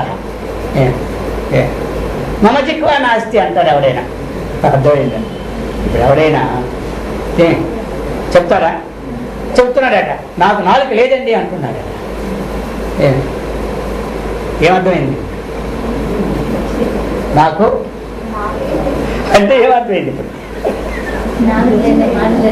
అది అర్థమైందా? నాలుగు లేదని వాడు మాట్లాడతాడు. అంటే నాలుగు లేదు అని వాడు మాట్లాడతాడు ఎవడైనా. ఆడుతుంటే వదతో వ్యాఘాత అంటాడు. నువ్వు చెప్పుడులోనే దోషం కనబడుతుంటే నువ్వు అడగడంలోనే దోషం ఉంది అసలు. అర్థమైందే? ఇక నేను చెప్పే దోషం ఎందుకు? నాకు నాలుగు లేదండి అంటాడు ఒకడు వచ్చి. నీకు నాలుగు లేదు మాట్లాడగలుగుతున్నాం అలా ఉందని వాడికి అర్థమైందా? అందుకని చెప్తున్నాడు. వాడి మాట వాడికే ఇచ్చేస్తున్నాడు అన్నమాట. అది కాబట్టి చెప్తున్నాడు అన్నమాట. వికల్పో నిర్వికల్పస్య వదతో వ్యాఘాత ప్రథమం పక్షే ఏమి వ్యాహతి ఇత్యుక్తవత వ్యాఘాత ద్వితీయ పక్షే అనవస్థా దోష. ఇంకా చెప్తున్నారు ఇప్పుడు ఆద్య వ్యాహతి అన్యత్ర అనవస్థ ఆత్మాశ్రయ దోషాలన్నీ వస్తూ ఉన్నాయి. ఏమి లేదు. ఇప్పుడు ఎలా ఉన్నదంటే ఒక ఆయన ఉన్నాడు, ఒప్పుకోలేనమాట. తమేవ భాంతం అనుభాతి సర్వం తస్య భాష సర్వమిదం విభాతి. అంటే అర్థం ఏమొచ్చింది? ఏమి? తమేవ పరమాత్మ యొక్క ప్రకాశము చేతనే సూర్యుడు, చంద్రుడు, నక్షత్రములు, అగ్ని ఇవన్నీ ప్రకాశింపడుతున్నాయి. ఇవన్నీ ప్రకాశింపడుతున్నాయి. ఇప్పుడు ఒకరు వచ్చి ప్రశ్న వేసినాడు, ఆయన ఎవరి చేత ప్రకాశింపడుతున్నాడు? ఒప్పుకోవాలి వచ్చింది ఆయన ఎవరి చేత? స్వయం ప్రకాశం. తమేవ భాంతం అనుభాతి సర్వం తస్య భాష సర్వమిద విభాతి అన్నాడు కదా. మరి ఆయన ఎవరి చేత ప్రకాశిస్తున్నాడు చెప్తున్నాడు. ఆయన ఇంకోటి చేత ప్రకాశిస్తుంది చెప్పాలి. మళ్ళీ ఆయన ఎవరి చేత ప్రకాశిస్తున్నాడు? ఇంకోటి చెప్పాలి. ఇంక ఇలాగ యుగాల సహస్రాలు చెప్పుకున్నా ఏమైంది? అనవస్థ దోషం. ఏమి ఇది? ఏమంటారు? అనవస్థ. అవస్థ అంటే ఒక అద్దు, అనవస్థ అంటే అద్దులే. ఇది నువ్వు చెప్పిన దాంట్లో ఈ దోషాలన్నీ ఉన్నాయి. అర్థమైందా అని చెప్తున్నారు. ఇప్పుడు పూర్వపక్షికి సిద్ధాంతికి ఇవన్నీ కూడా ఏమిటంటే కొంచెం గ్రంథంలో సూక్ష్మ బుద్ధిగా అక్కడ వేసినారైనా ఒక ముక్క చెప్పుకెళ్ళిపోతే ఇప్పటికైనా ఇది ఏమి పనికి వస్తుంది. అర్థమైందా? ఇప్పుడు కొన్ని వస్తువులు తెచ్చిపెట్టుకుని అప్పుడే తినేస్తామా? అర్థమైంది కదా? ఏదో ఒకటి ఆ సమయాల్లో వినియోగించుకోండి. అన్ని ఆ రోజు తినేస్తాం. వాళ్ళు ఇచ్చిన వీళ్ళు ఇచ్చిన వదిలేస్తామా? అన్ని పెట్టుకుంటాం. అలాగనే ఒకవేళ ఇప్పటికీ మనకి అంత స్థితిలో అవసరం లేని వాక్యం వచ్చినప్పటికీ ఆ వాక్యాన్ని మనం పెట్టుకోవాలి. అర్థమైందా? ఎప్పుడైనా ఈ వాక్యాన్ని తగినటువంటి వారు ఎక్కడైనా ఉపన్యాసం ఇసుకునేటప్పుడు ఇదేమవుతుంది? ఇది వచ్చి ఆ రోజు అర్థం కాలేదు కానీ ఏమి ఈరోజు బాగానే అదే వాక్యం బాగా వచ్చింది మళ్ళీ గుర్తిస్తారు. అలాగనే ఈ వస్తువు ఇప్పుడు వాడు మందులన్నీ తెచ్చిపెట్టి ఒకరు వేసుకుంటాం. మందులన్నీ క్యాంప్ వెళ్ళినప్పుడు తెచ్చుకుంటాం. ఎందుకంటే అక్కడ దొరుకుతాయి, దొరకవు. ఎక్కడ మనం వెళ్ళే ప్రదేశాల్లో ఈ మందులు ఉండకపోవచ్చు. అందుకని అన్ని మూట కట్టుకొని పెట్టులో పెట్టుకొని పోతామన్నమాట. అర్థమైంది? ఇవి ఉన్నాయి కాబట్టి ఎందుకులే ఇవి అవసరం లేదు ఎక్కడ వదిలిస్తే అప్పుడు ఎక్కడి నుంచి వస్తుంది? వస్తాడా? రాదు. అందుకని అన్నీ మూట కొట్టుకొని పోతామన్నమాట. అలాగే ఈ విషయాలన్నీ కూడా అవగాహన అవుతున్నా. కాబట్టి అది చెప్పారు. వికల్పో నిర్వికల్పస్య సవికల్పస్య వా భవేత్ ఆద్యే వ్యాహతి అన్యత్ర అనవస్థాత్మాశ్రయాదయ చెప్పాడు. కాబట్టి ఈ ప్రకారముగా ఈ ప్రశ్నలకి ఇక వ్యాఘాత దోషాలు, చిక్రికా దోషాలు, అనవస్థా దోషాలు ఇవన్నీ సంభావితం అవుతున్నాయి. కాబట్టి నువ్వు అన్నటువంటిది అంత సరిలేదు. ఇది ఎందుకు అంటే ఒకవేళ సృష్టి పూర్వం ఏకమేవాసీత్, సృష్టి పూర్వము ఏకమేవాసీత్, అయితే ఇప్పుడు భిన్నమా? ఏది సృష్టికి కాకముందు ఒక్కడే ఉంటే ఇప్పుడు ఇన్ని రూపాల్లో ఉన్నది కాబట్టి ఆత్మ కలుషితమే వస్తువుతో సమానం అయిపోయాడు కదా నీ ఉద్దేశం. అంతే కదా. నీ ఉద్దేశం ఏమిటంటే ఆత్మ ఆయన నిర్గుణుడు అంటావు. మరి నిర్గుణుడు అంటే ఏ గుణము లేదు, ఏ వస్తువుతో సంబంధం లేదు. మరి ఈ వస్తువుతో వచ్చినాడు అంటే ఆయన నిర్గుణుడు ఎందుకు అంటావు? చదువులు అనకూడదా అంటాడు. అది అర్థమైంది కదా.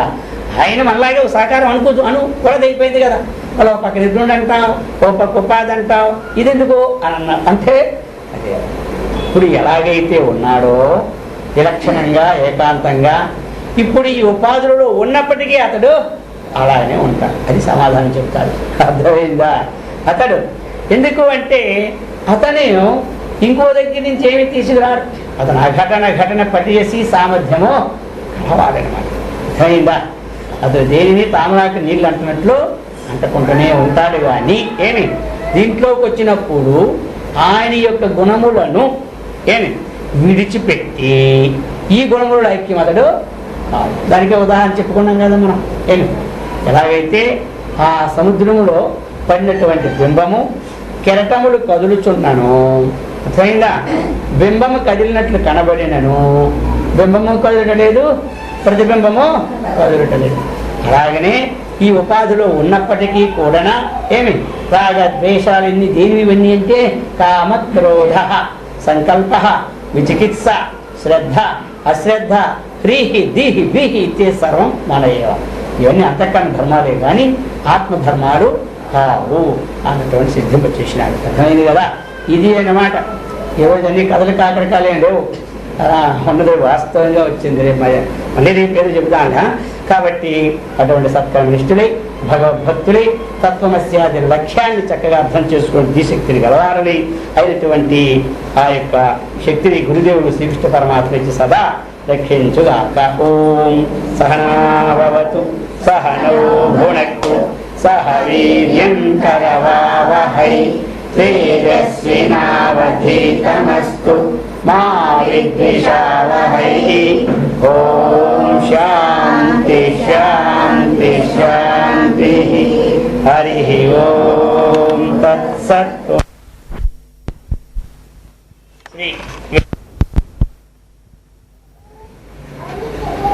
తత్వ వివేక ప్రకరణం. ఈ యొక్క తత్వ వివేక ప్రకరణంలో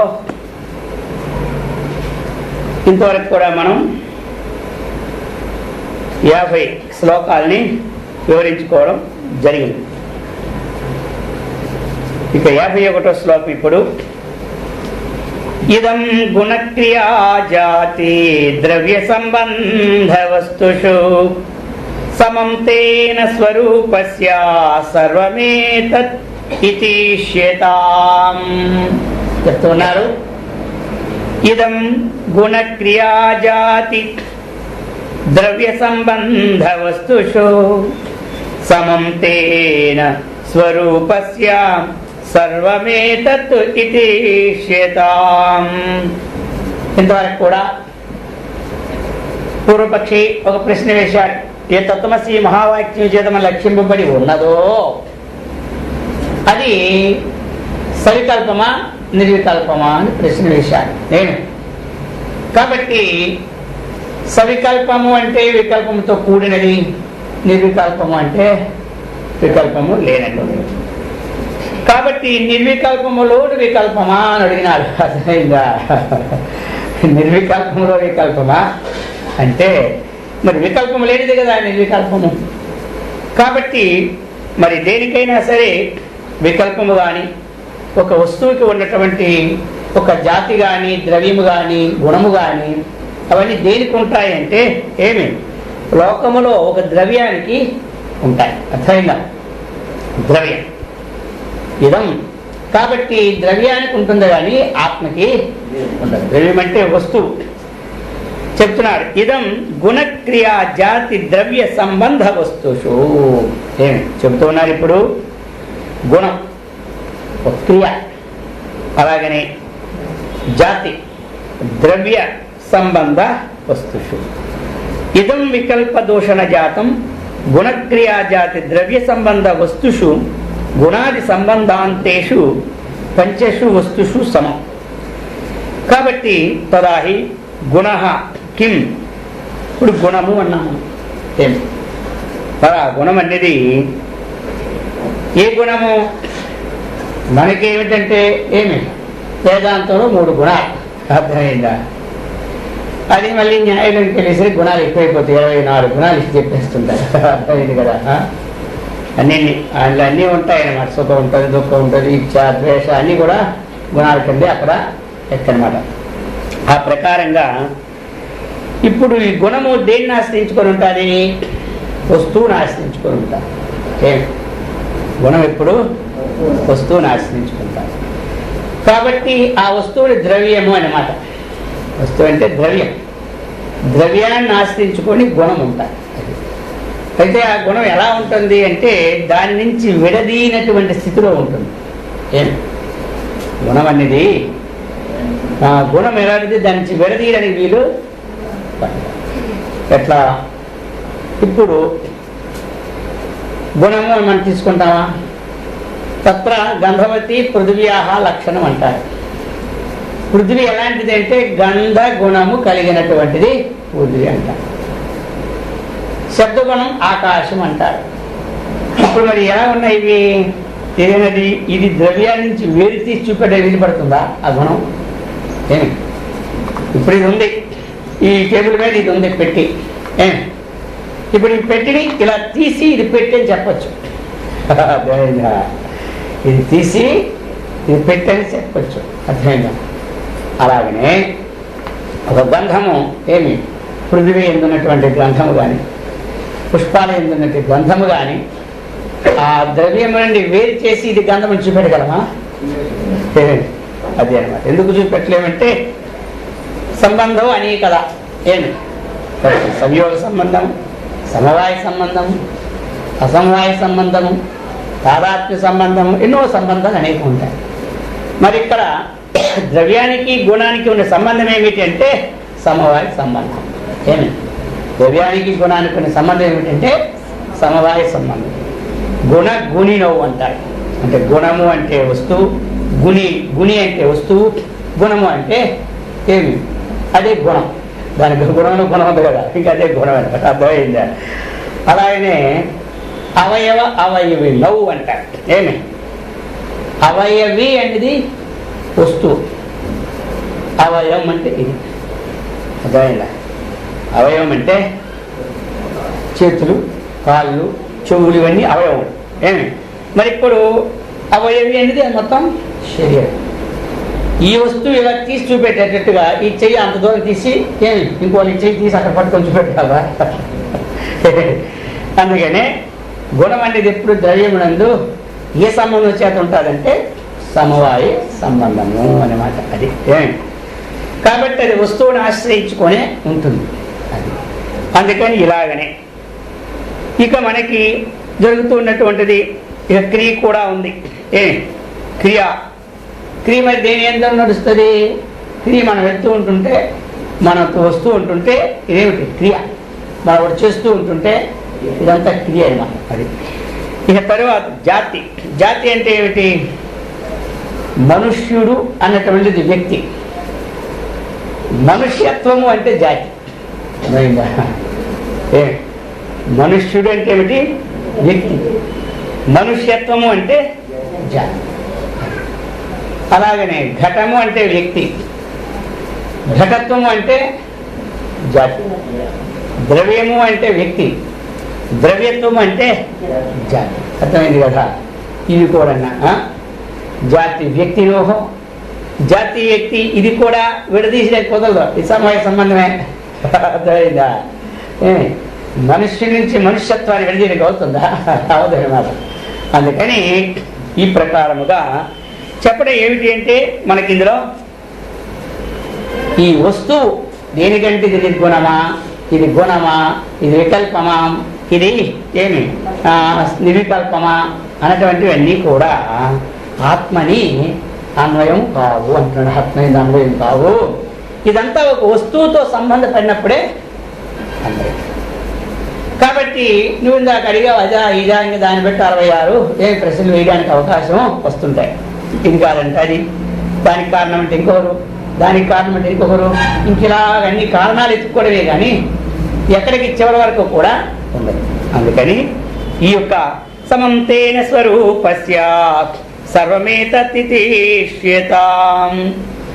స్వరూపం అంటే ఏమిటి? స్వస్వరూపమైనటువంటి ఆత్మలో ఈ గుణము ఉండదు, ఈ ఒక్క ఏమీ ఉండదు. ఏమి క్రియ ఉండదు, గుణము ఉండదు, జాతి ఉండదు, ఇంకొక వస్తువు ఇది. అందుచేత ఆత్మస్వరూపము అది ఎప్పుడూ కూడా శాశ్వతమైనదే కానీ పరిణామమే ద్రవ్యము కానీ అపరిణామే ఆత్మ అని తెలిచాడు. అది అనమాట.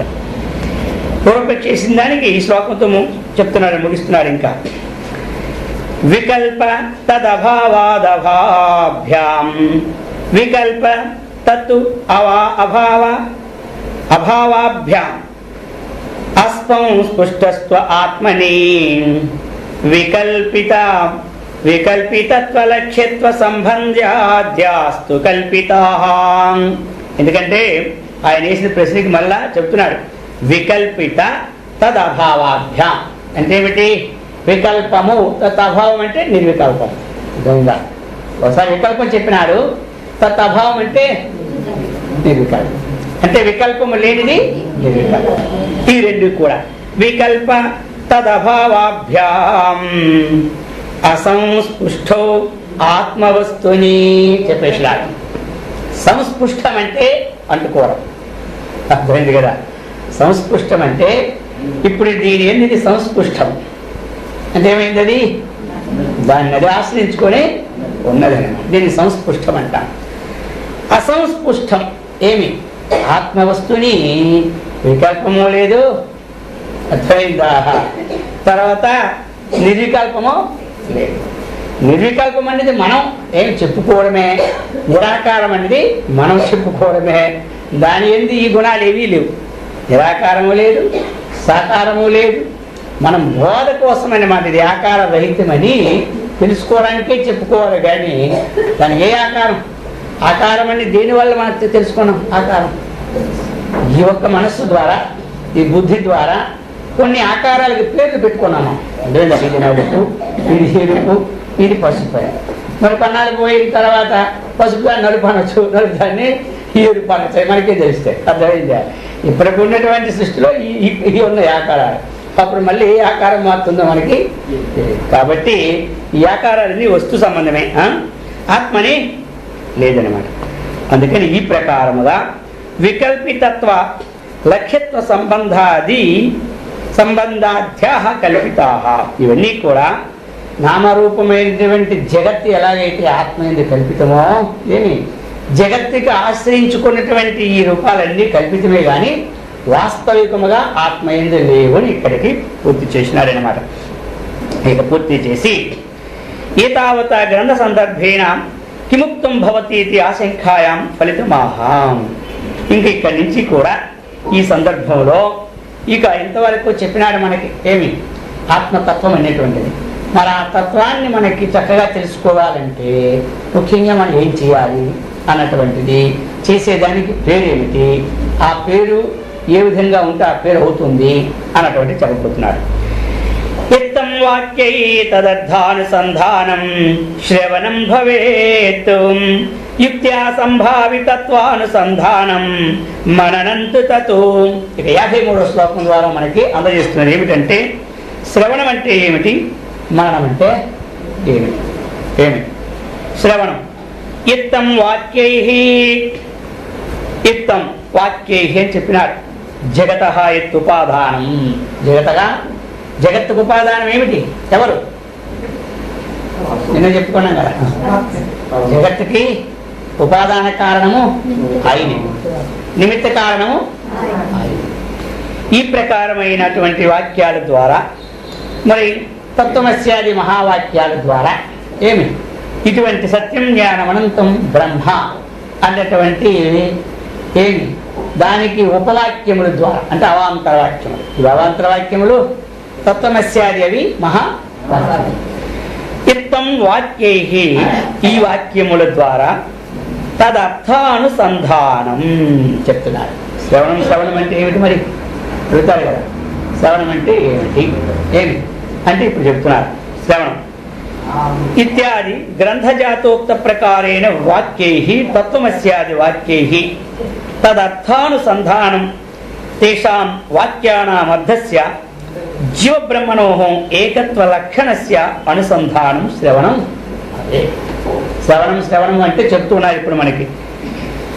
వాక్య కంటే మహావాక్యములు యొక్క అంటే మహావాక్యముల ద్వారా మనం మొట్టమొదటి ఏం తీసుకోవాలి, ఆ వాక్యంలో ఉన్నటువంటి అర్థాన్ని చక్కగా వినాలి. ఏమి ఆ అర్థాన్ని చక్కగా వినాలి అన్నమాట. ఏది మనకు శ్రవణం అనిపించుకుంటుంది అంటే ఇది చెప్తాడు అన్నమాట. ఇవన్నీ కూడా శ్రవణమే కాదని లేదు, కానీ బ్రహ్మ లక్ష్యానికి శ్రవణము అయిన వాక్యాలు ఏమిటి, ఏమి ఇప్పుడు మనం అన్ని శ్రవణం, కథ కూడా శ్రవణమే. మనం వింటున్నదంటే ఏమిటి, చెవులతో వినేదల్లా శ్రవణం. ఏం చేశానంటే పురాణ శ్రవణం చేశాను, భాగవత శ్రవణం చేశాను, అర్థమైంది కదా, ఏదో రామాయణ శ్రవణం చేశాను, అలాగే ఏదో ఒక శ్రవణం అనుకుంటాం. మరి దీనికి ఏమిటి శ్రవణము, మననము, పరబ్రహ్మతత్వాన్ని తెలుసుకోవడానికి అంటే ఈ ఆత్మకు సంబంధమైనటువంటి విషయాలను ఏమి చక్కగా మనం వినడం శ్రవణం. మరి ఏమి తత్వమస్యాది వాక్యై అర్థానుసంధానం. ఏమి విన్నాం, ఏమి వినేటప్పుడు అది మనకి అర్థం కావాలి. అర్థమైందా? వినేటప్పుడు అర్థం కావాలి. తర్వాత విన్న తర్వాత దాని అర్థాన్ని మనం పెట్టుకోవాలి, ముందు ఉంచుకోవాలి. ముందు ఏంటంటే వినిన వాక్యాన్ని ధారణ చేయాలి. సరైన కదా, పుస్తకంలో చదివిన వాక్యం కానీ మనం విన్న వాక్యం కానీ ముందు ధరించాలి. అర్థమైందా? ధారణ, దాన్ని ధారణ అంటారన్నమాట. అర్థమైందా? ధరించాలి, ధారణ చేయాలి.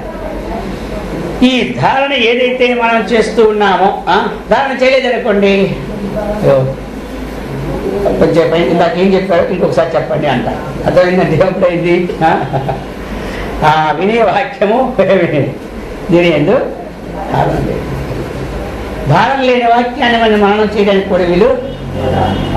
అర్థమైంది కదా. అందుకని మరి శ్రవణము ఇది ఎన్నిసార్లు చేయాలంటే మాటి చేస్తూనే ఉంటుండాలి.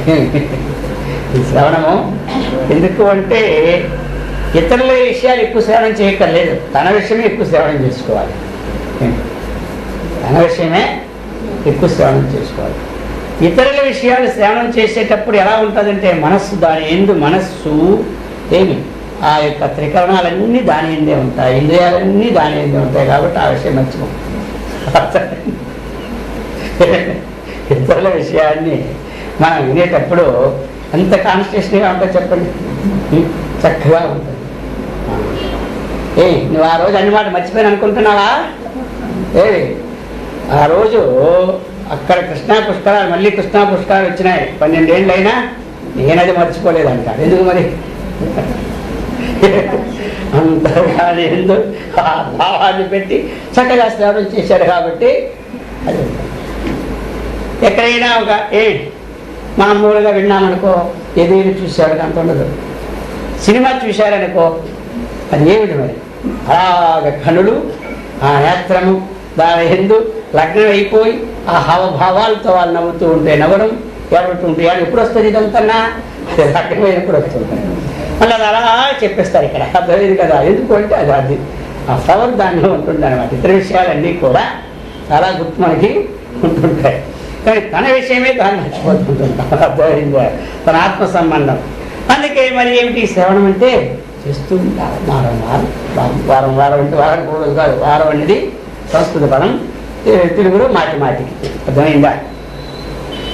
వారం వారము అంటే మన తెలుగులో వారం ఉన్నాయి, సంస్కృతిలో వారం అంటే మాటిమాటికి, వారం వారం అంటే మాటిమాటికి.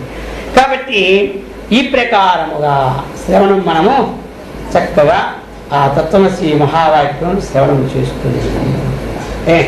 అలాగనే వేదాంత వాక్యం శ్రవణం చేస్తుంది చెప్పాను కదా. జపేచ్చ ప్రణవం నిత్యం. ముందు ఏం చేయాలంటే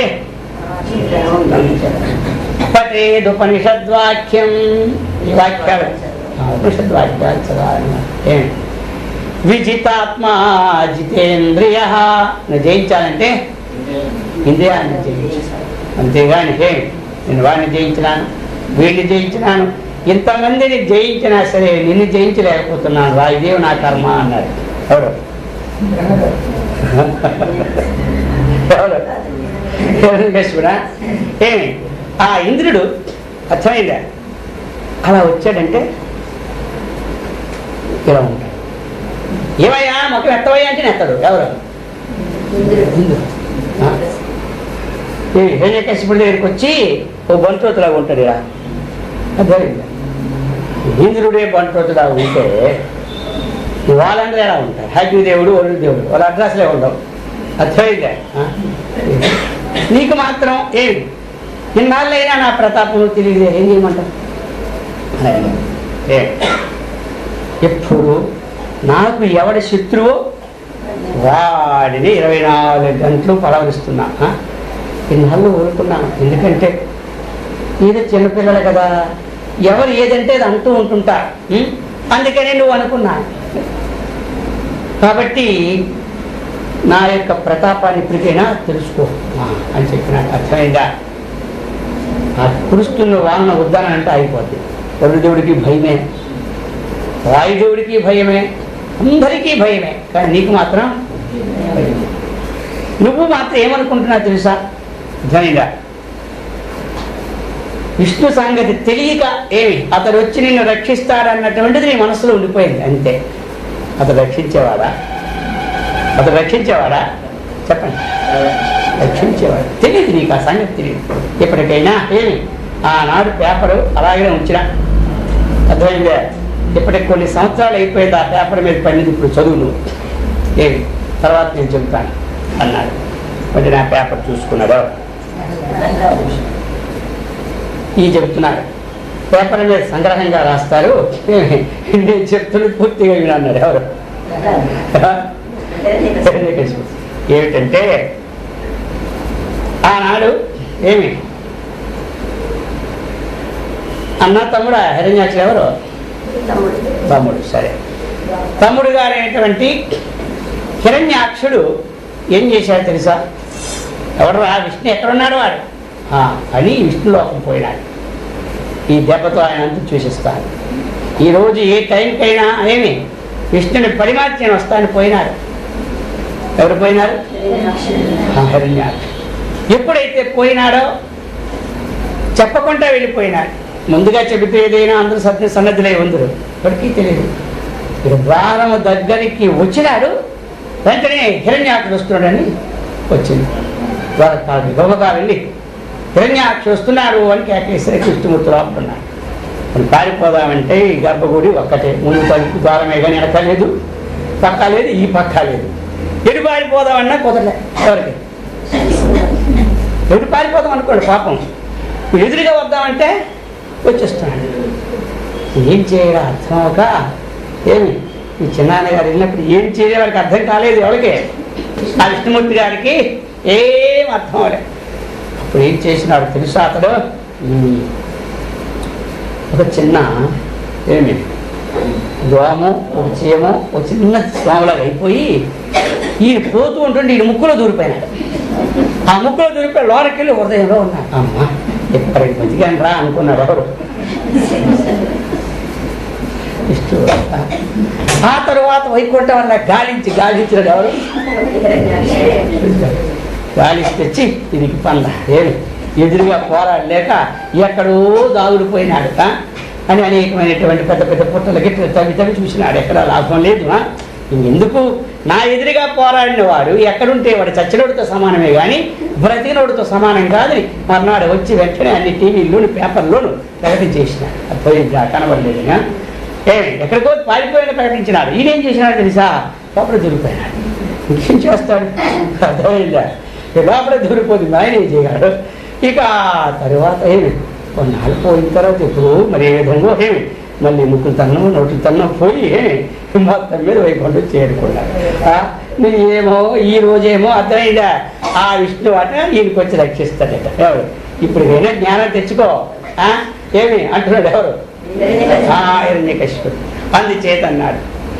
అప్పుడు ఈయనంటాడు, ఆయన ఇంతమందిని జయించినావు కానీ లోకములన్నీ గడియలోన జయించిన వాడవు, నీ ఇంద్రియానీకము జయింపనేరవు. అయినా నువ్వు లోకాలన్నీ జయించావు, ఏమి లాభం? నీలో ఉన్న ఇంద్రియానీకమైనటువంటి అరిషడ్ వర్గాలు నువ్వు జయించావు. ఇవి జయిస్తే లోకములో నీకు శక్తుడు ఒక్కడు లేడు అంటాడు. ఎవరు? అందుకని ఏం జయించాలంటే చెప్పినాడు, జితాత్మ విజితేంద్రియ. మనం ఏం జయించాలంటే ఇంద్రియాన్ని జయించాలి. అర్థమైంది కదా? వాడిని జయించండి వీడిని జయించండి ఏమి లాభం? ఇవన్నీ కూడా ప్రయోజనం లేదన్నమాట. ఇంకా చింతయే వేదాంత వాక్యార్థాన్. జీవితంలో చింతించాలంటే వేదాంత వాక్యం అని చింతించాలి. మనం అంటారు కదా, తింటే మినపగాడలే తినాలి, వింటే మహాభారతం వినాలి, చూస్తే శ్రీకృష్ణ అవతారం ఇచ్చేవాడు. అప్పుడు శ్రీకృష్ణ అవతారం అనే సినిమా వచ్చినప్పుడు ఈ మూడు అనిపించినాడు. అక్కడ అర్థమైంది కదా, తింటే మినపగాడలే తినాలి, వింటే మహాభారతం చూస్తే అదేనమాట. ఆ విధంగా ఇక్కడ ఏమిటంటే ఈ 4 వాక్యాలు చెప్పాడు. జపిస్తే ప్రణామాలు జపించాలి, అర్థమైందా? చదివితే ఉపనిషత్ వాక్యాలు చదవాలి, జయిస్తే ఇంద్రియాన్ని జయించాలి, ఇంకేం చేయాలి? చింతిస్తే వేదాంత వాక్యాలను చింతించాలి. అది చెప్తున్నారు ఇక్కడ.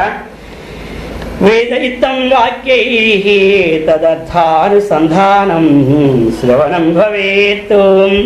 ఏం అర్థసంధానం చేయాలంటే జీవ బ్రహ్మణోహం ఏకత్వ లక్షణస్య ఇది అనమాట అనుసంధానం. అంటే ఈ జీవుడు బ్రహ్మము ఒక్కటే.